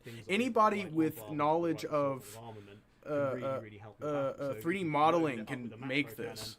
Just make a 40K mod. It's just a texture that you put on top of it. Like, see, without the texture, it's going to just be like a black and white checkerboard placeholder, and then you just slap the texture on it, and then you've got your building. Right. And they're going to charge you out the ass for this stuff. They're going to charge you so much money. Oh my gosh. And you'll buy it because you're fools. Oh man. It's funny whenever I see development in progress or any of those disclaimers, because whenever you see that, you should just immediately have flashbacks to Rome 2 every single time. Siege of Carthage. Right. That should be stamped on there. Remember Siege of Carthage. Yep. Development in progress should just be crossed out in red, and it should just say under it, remember Siege of Carthage. Exactly. No. Every single time. Hang on. I'll find it. Yeah. This is super early code. We're way It's the exact same thing. Yeah, you're ready. It's the exact same thing. It's the exact same thing. It's literally the same thing. That's brutal, man. Yeah. It's so bad. Yeah, and I'm expected to I'm expected to believe that I'm a bad person for ragging on this. These people in my comments try to make me feel some sort of way. Like I don't feel bad. I don't feel bad about the things I say. You know what I do feel bad about? I feel bad that these people will buy this game and never have and never know an apology for you. Well,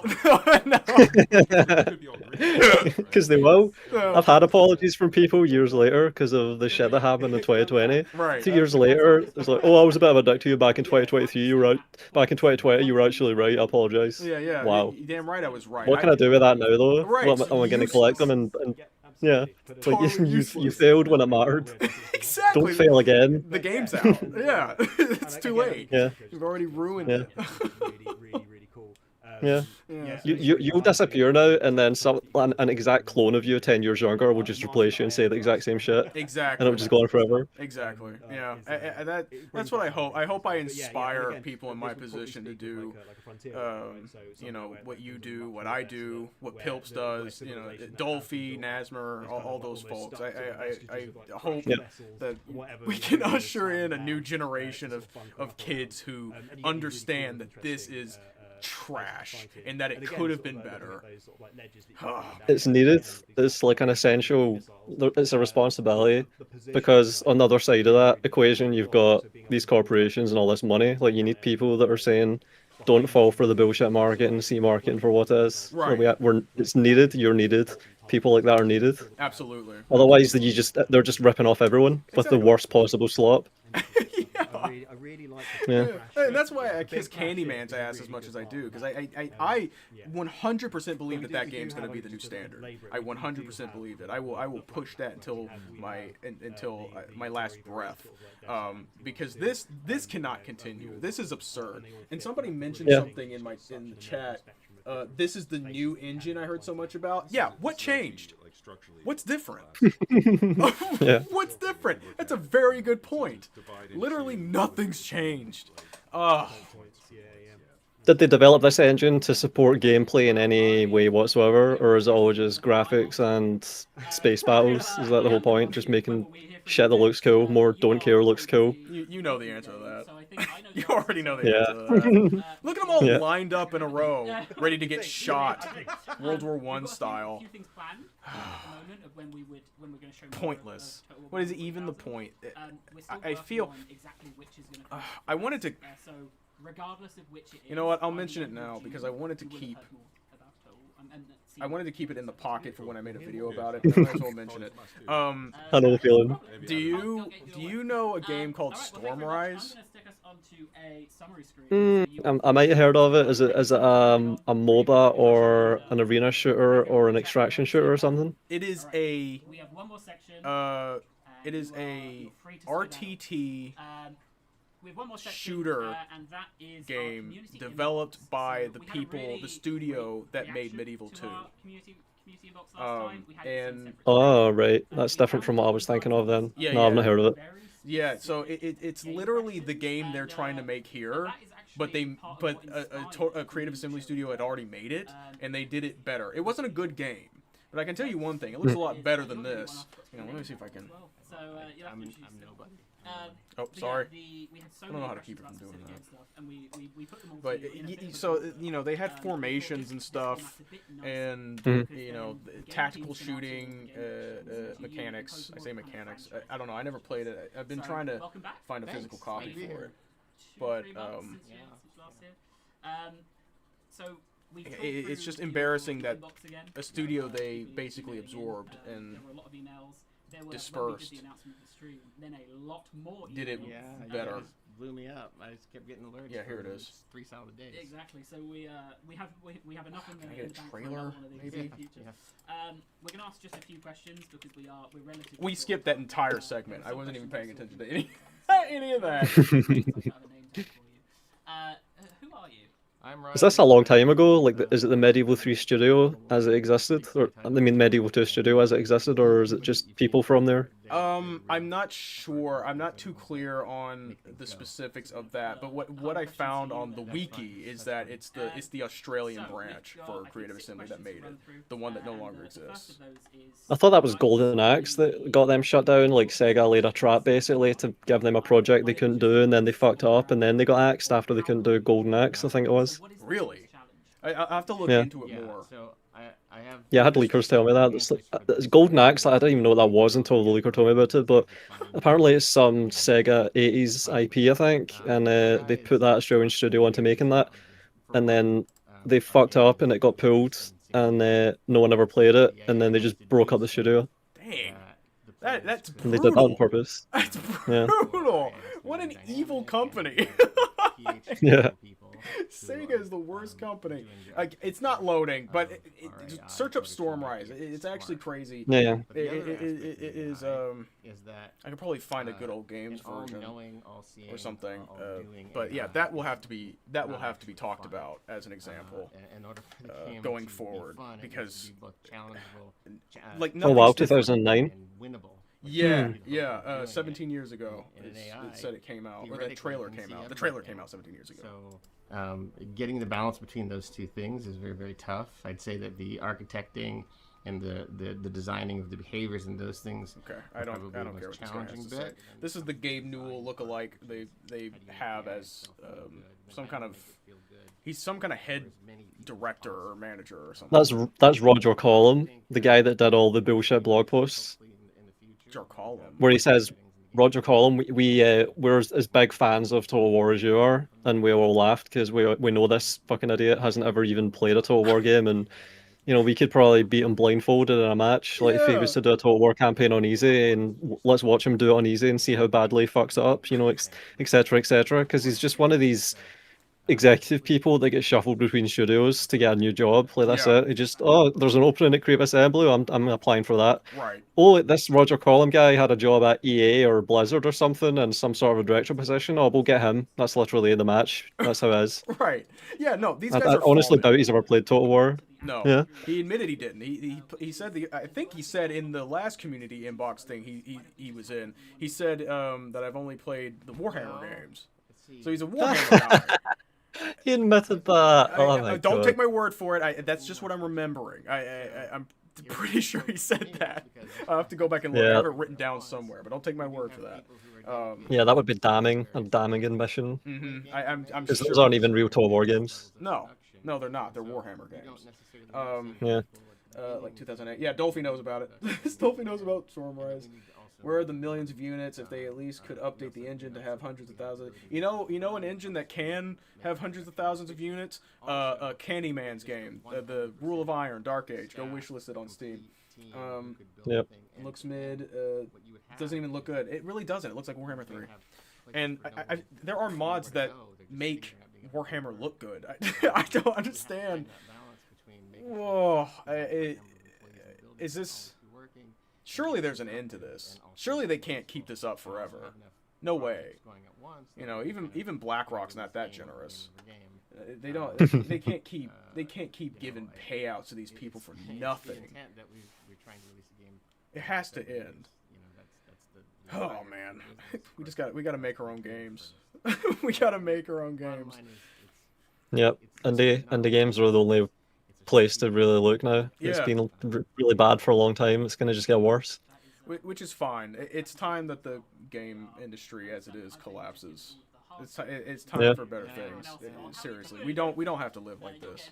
It's not necessary. So the next question is something that actually I think just stop giving them your money. Like you're just fueling them. It's like giving CA money by buying games is like going into a burning house with fucking wood. Yeah, not water. Yeah, just stop. Yeah. Just stop. Because then if they lose the rights... Here's my proposal to Creative Assembly, if they ever see this. I genuinely don't have a problem with you making horror games for the rest of your studio's duration. Like, if you just made Alien Isolation games and gave up the rights to Total War, that would be perfect.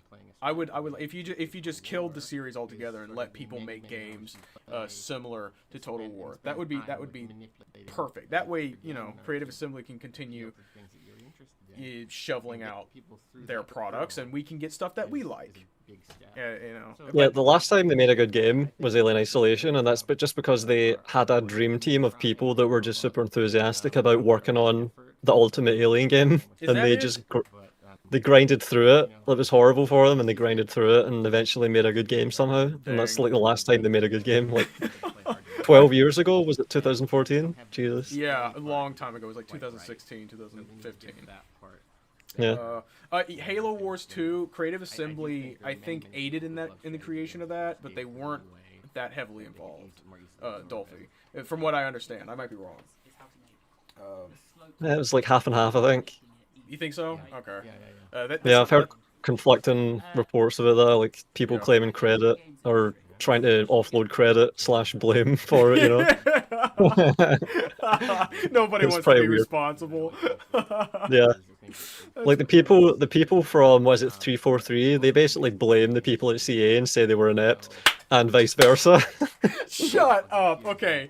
Okay. Firstly, if you can, at some point when you get the time, you gotta direct me to the tweets that this guy that we're looking at on screen said, and then you gotta show me the things where 343 were blaming Creative Assembly for being incompetent. That is the best. Like I could probably take out. I think I've even showed some of it, like with my Alien Isolation development hell video. Oh, okay. There might have been a little bit in that, but when I made that video, I got even more, and it was basically just people that were at CA at the time working on Halo Wars, or the 343 people that were involved, just fucking emailing me out the blue and just putting dirt out on the other side, and that was basically the whole thing. And I would ask for follow-ups, and then it would just sort of go quiet. I wouldn't hear any follow-ups when I was expecting them. I was expecting to get more on that, like more detail, but it was just basically a one-shot email, and then they would disappear. So they basically shat on the other side and then fucked off. Yeah. But I could definitely get some paraphrases for you because it's quite funny to read. Yes, please do that. Gossiping. Please do that. Yeah. Oh my gosh, these companies are children. I cannot believe. we can't. I don't know who to believe. It's probably like the most ambiguous drama in terms of all the leaking, because a lot of the time the leakers were just totally unanimous, you know, with Rob being shit, for example. But for that one, it's just like a 50-50 split on who was worse, CA or 343, and they're just blaming each other the whole time for Halo Wars. Yeah. That's wonderful, dude. And these are the guys I'm supposed to trust. This hobby I love so much too. I don't believe it. You're not. You're out of your mind if you think I need to be okay with that. And that, you know, I meant to say this at the beginning of the stream. Both Matt and Monk were here. I should have said it when they were here. I don't know if they still are, but I feel, you know, the statements that I said in my video were very generalized. I don't know. Like, I don't think when I say, obviously I disagree with things that Monk and Matt say sometimes, but I don't think they mean anything by it. You know, I kind of put people like Andy and Terminator and Matt and Monk in different categories. Like, one is, in my opinion, malicious. The other one not so much, being Matt and Monk.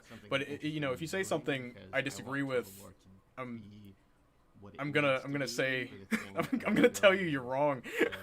I'm gonna say I disagree with it. I guess I should say.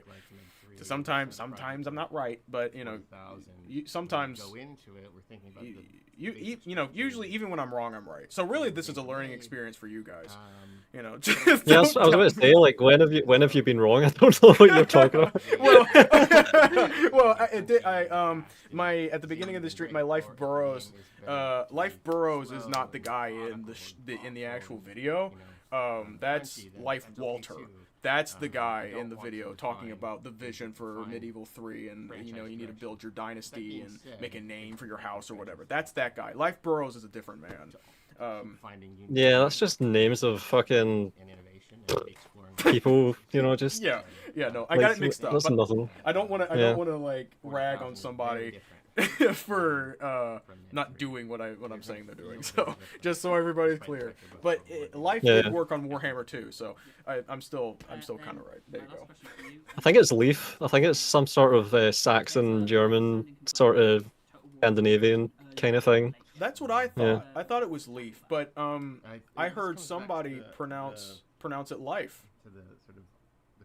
I've never heard that. No, I don't know. Maybe you're right, but I've heard the name a few times over the years, and I've just never heard someone say Life. It's always just been Leaf. Yeah. Well, I think there's a few actors called Leaf, something like that. Yeah, like Leaf.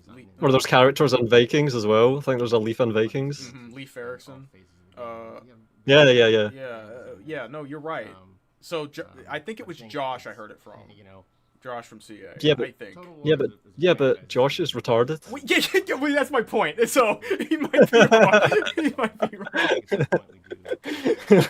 Like, he's the guy that files a fucking retarded DMCA against me. Like, guy's brain dead. Yeah, he's the moron. Yeah. Oh my god. My bad.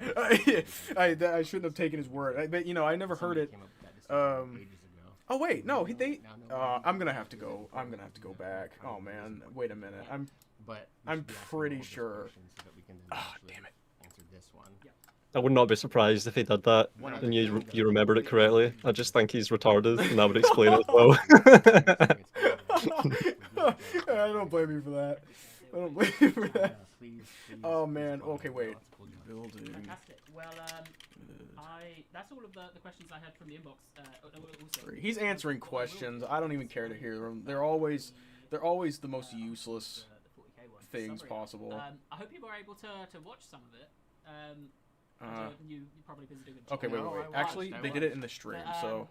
A fantastic amount of stuff that we were able to show. I hope the. Sweet, we're gonna figure this out. This is important. It's important to me. But, know that we're not going for high quality. Yeah, you want to be right, don't you? So I don't know. I would too. I would want to know as well. And we're going to start off. We've got a lot to go through, so we are going to speed through. We're going to start off with Medieval 3. So I'm going to swap us over. Did they already introduce themselves? No. To our Medieval 3 section. Welcome. The only people who've really, apart from Roger, I guess, sat on these sofas. You're up first. Welcome to the show and tell. Thank you got very some much. stuff Thank to you. show Yeah, and good tell? to be here. For those, so obviously we've done some building Medieval 3 streams on, before. say your name. People in the audience may not know about that, but for those who haven't, or those who don't have a 2-month memory, who are you guys? So I'm Pavel. I'm the game director on Medieval 3. Hey everyone, my name is Life. I'm Life. the creative director. Okay, all right. I knew I was pronouncing his name right. I was concerned for a moment. Yeah. All right. That's surprising. Yeah. Wait, is it over? Yes, and we'll see you next time. It's over. Thank goodness No for way. that. Thank goodness for that. Oh, finally. We can be done. It was all just for that Warhammer 40k shit at the end to show the pan and camera around. Yes, that's literally it. There you go. Perfect. Totally worthless. Did you learn anything? I learned that things are probably worse than I originally thought. Yeah. That, the guy who's redoing the Warhammer, or not the Warhammer, the Rome 2 stuff, he might be more competent than the rest of them. He talked about a lot of stuff that I kind of was interested in, but I didn't see anything executed, so I'll hold off on saying anything more about that. Dolphy says that what he was talking about was the same stuff that it's the same way they calculate damage in Warhammer, so I can only assume it gets worse from here. I just don't care about that shit because it's basically invisible. It's let's say you rebalance it so it changes the outcome a bit, then what you're going to do is change the overall meta or change the cost of the unit. Like if a unit is made more effective by changing the formulas, then you just make that unit more effective and it doesn't really change anything. Right. It's all just bullshit behind the scenes number fucking crunching that you don't care about that as the player. It's your decisions. Yeah, like how does the numbers being a little bit different affect your decisions? Yeah. In a meaningful way. It's like it doesn't make the gameplay more interesting. Mm-mm. No, it doesn't. It's totally worthless, and I can't. That's how I felt, watching it. But I wasn't sure just because I didn't understand everything that was being said, and I didn't want to say something that was out of line. I wanted to hear him out, but none of that seems to really matter. Breaking news, everything is bad. Breaking news, everything is bad. It's just as terrible as you imagined, and probably worse before we go to. Goodness gracious, what was that? Sorry, why did everything do that? Piece of shit. What is that? Everything. I don't even know what happened. I've got your stream muted right now. Everything so went off at once. I switched to the new scene and everything just went off. Oh gosh, that was annoying. But yeah, this is the general feel I got from that entire stream. Just. They had to fill 2 hours. It's like leaving spaces in your essay in school. Just putting in extra words. Yeah. As a result, my stream was 3 hours long. That is so annoying, and I nothing happened. I hate this company so much. Oh my. Was there anything that you were hoping for? Like, was there something you wanted to see? I was kind of, I don't know. I mean, anything. Like the bar is so low, man. I'm expecting, okay, maybe Medieval 3 gameplay. Maybe that. And then they can't even do that. They can't even do that. There's nothing. All they have is you can place a castle here and wherever you want. Who gives a shit? Who actually asked for that? I don't remember asking for that. Who are we taking notes from? Hey, Among Drip, good to have you. Also, that thing of placing your castle wherever you want, that sounds like such a gimmick that would just not be good for the gameplay. Just, like, from my experience of doing those sorts of things in other games, like the Supreme Ruler or whatever, maybe you can do that in Paradox games. Whenever cities can be just spammed around like that wherever you want arbitrarily, it sort of makes them less significant. Right. Like, they're no longer anchor points. They just fucking go wherever you want them to be, and they might not even be integrated well with all the other systems, like the terrain and the contours and the height and stuff like that. It won't. I think you might have talked a bit about that with Rule of Iron. Like, that might have Bryn brought up at some point, if I'm remembering right. Yeah. And I think he talked about these sorts of effects and how it has to be important. There has to be a gameplay reason for it. Like, what is the actual gameplay case that CA has for being able to put your castle wherever you want? Well, it doesn't. Have they ever presented that? I don't think they have. Am I supposed to expect that the AI is going to be able to know how to handle that? And if they do know how to handle it, Exactly. Am I going to cross into a new region and just be blockaded by a consistent chain of castles? That's annoying. Exactly. That's the perfect follow-up to what I said. Like, how can the AI actually see this and think about it and use it? And the answer is always going to be no, because that's where it's been for the past like 15, 20 years. Right. Whenever there's a feature in the game, the AI is not trained on how to use it whatsoever. Every feature they add, which would be good if it was a good feature, just as another dimension that the AI cannot grapple with, because it's just playing in a 2D brain dead way. Right. So and like that sort of feature is like a PvP thing. Like that's what you would have. Like you put your city wherever you want, you hide it between mountains. Right. You put it on a resource, but against an AI that's brain dead, that's gonna just have like, how do you code an AI to think about where it's gonna put its own cities and castles and fortifications and Mott and Baileys? It can't do that. It's never gonna be able to do that. So it's just fucking worthless. It's a gimmick. It is, and that's exactly what it is. And it's a gimmick that hasn't even been implemented into a concrete build of the game yet. So it's useless in every capacity. And if they had come out and explained, like, this is how it's going to work. This is how the AI is programmed to know where to place castles and where not, and to do all these things. If I saw that, I'd be a little more optimistic. But they're not doing that. They're showing me concept art for units that we don't even know how they're going to play yet. Yeah, like all that concept art, all the possible units, the describing of features and the abstract with placing castles wherever you want, all that shit is to just rely as hard as possible on the imaginations of 17-year-olds that are naive to carry them. Right, that's it. That's it. There's nothing else. We're supposed to, and that's exactly, and I know that's what it is. I know that's what it is because that's what happened to me with Warhammer. I was a naive kid, man. I got, my first game was Medieval 2, and then I got Empire.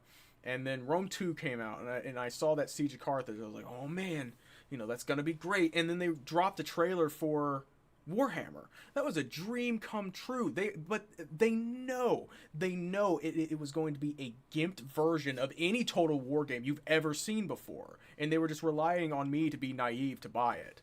And it succeeded, apparently, obviously, and now it's spawned the raging crackpot you see before you. And I feel like there's an entire generation of like scorned kids that didn't get the game they should have gotten. And but now you're like us actual Total War fans, assuming you were on as well because you played those earlier games. But now you're like that generation of people that were already sick by the time of Rome 2 and saw that coming, and you're gonna just ignore this next game with 40k and not buy it, and actually probably cost them money by making videos pointing out how shit it's gonna be, and they're gonna have to rely on just getting another generation, like just harnessing some other audience, the audience substitution that I've been talking about. Like they're gonna have to just appeal to a brand new group of people that are absolutely naive, like we once were. Yeah. Because they've got nothing else. They got nothing else. They have to literally rely on people just not knowing. And that, and I'm reading the chat too. It's aesthetics. It's it's marketing. There's nothing. Dolphy mentioned something about the ports. Like it's totally screwed. It's totally screwed. There's no version of these games that come out and it's not a total disaster. I'm sorry. That's the reality. It's the truth. I mean, and it's not even just like after playing the games. I'm looking at what they're doing. And even as somebody who isn't in development, I can tell that what they're doing is wrong. I'm not a coder. I don't code. But I can look at the way that the creative director is describing the game and know that that's not at all what Total War has anything to do with. The creative director is going to be determining the kind of partially responsible for the kind of game this eventually becomes, and they're making a paradox game, which I guess people like Piss Take will enjoy, but That's not the kind of game I want. It's annoying. And you know what they're going to do. Somebody pointed this out to me in my comments, too. You know what they're going to do. They're going to be like, well, we asked the community for feedback. If you don't like it, it's kind of your fault. That's exactly what they're going to do. That is exactly what they're going to do. That and they're going to fire the 3 guys responsible for Medieval 3. And probably that one guy doing the community inbox. So yeah. Well, I think one of the game directors for Rome 2 left during development because it was such a shit show, and then the other one left right after it as well. So like the main people just all fucked off. It's totally screwed. It's totally screwed. We don't have any of the original creators anymore. That's what we should do. We should find these people who worked on the old games and get them to make another one. Maybe we could like crowdfund it or something. I don't know. I think they're all in their 60s and shit now. Y'all, you guys got to come back. Like, we're screwed out here. It's a minefield. Oh, well. Do you feel enriched now that you've watched that stream? I think I'm gonna go drink myself into a stupor. Yeah. You did pretty well there to carry it for however many hours that was. That's the only way I would have been able to even have that fucking thing on my screen, by having you there to make it more bearable. Oh, Jesus. Well, I appreciate that. You know, I'm like the dirty jobs guy. I do the work nobody else wants to. That's what I'm here for. Yeah. Here to push the boulder. I thought I would help you just carry it, squeeze something out of this, and then they were saving the best till last right at the end. Otherwise, I probably would have just waited until you asked me, but thought I would offer. No, feel free. Yeah, thanks for having me on. Yeah, absolutely. Thanks for coming on. Feel free to ask for a spot anytime. Thank you for doing that. I think I would have thrown myself off a bridge if you didn't. Yeah. It's a nightmare. But yeah, I'm I'm heading off. Yep. Yep. Catch you later, Enjoy man. drinking yourself in a stupor and forgetting this ever happened. I'm gonna try. See ya. Right. Night, everyone. Thanks for coming, guys. Yeah, I mean, what else is there to say? What is there to say? This game's gonna be bad. 40K is gonna be bad. They're taking advantage of your passion for these games. Support independent creators. Support Rule of Iron, Dark Age. Go check that stuff out. Wishlist his game on Steam. Buy his other game. Subscribe to his channel. Random boy. I can add an animation of me. Well, I don't think I can say that.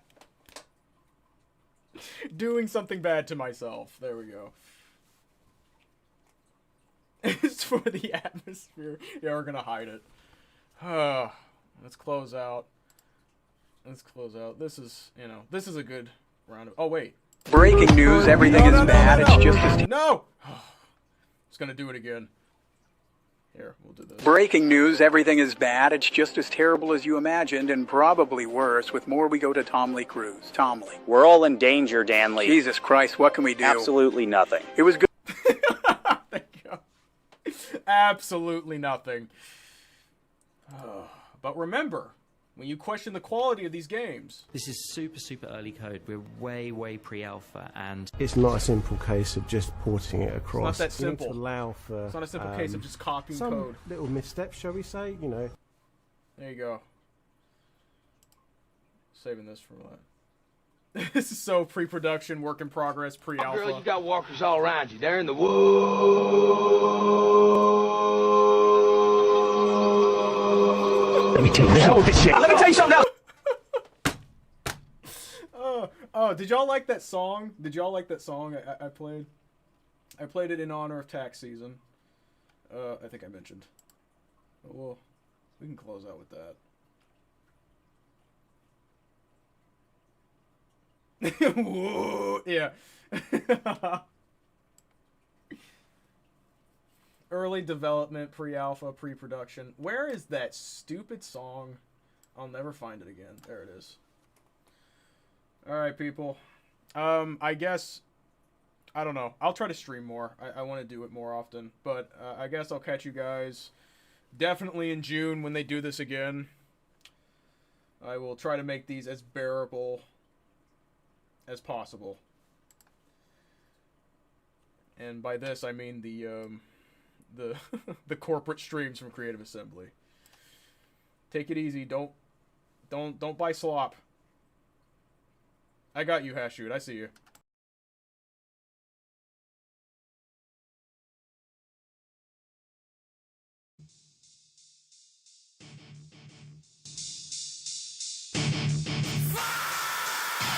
Activated, no mistaking all these years with no trace and methods side. So no lie, leaving bills out of sight. Money laundered, things get right off, cops get paid off. IRS come around, all sorted underground. Breaking news, everything is bad. Cause they all got fucking locked up. Except mine, they're all fine, they just learn to shut up. They get paid, I get paid. IRS left to shame, money made, not afraid. I will taxivate. I won't pay my fucking taxes. All my cash stays in my mattress. This is some game run around chasing fame, using your real name. Only got yourself to blame. Green mess, dirty shit is not made up. Still paying taxes, watch me as I fucking play up.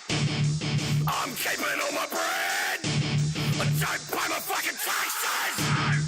Cause legally I'm dead. But it's far from what the fact is. Activated, no mistaking all these years with no back trace and methods side. So no lie, leaving bills out of sight. Money laundered, things get right off, cops get paid off. IRS come around, all sorted underground. Nothing's found, there's no good accounts. Cause they all got fucking locked up. Except mine, they're all fine, they just learn to shut up. They get paid, I get paid. IRS left to shame, money made, not afraid.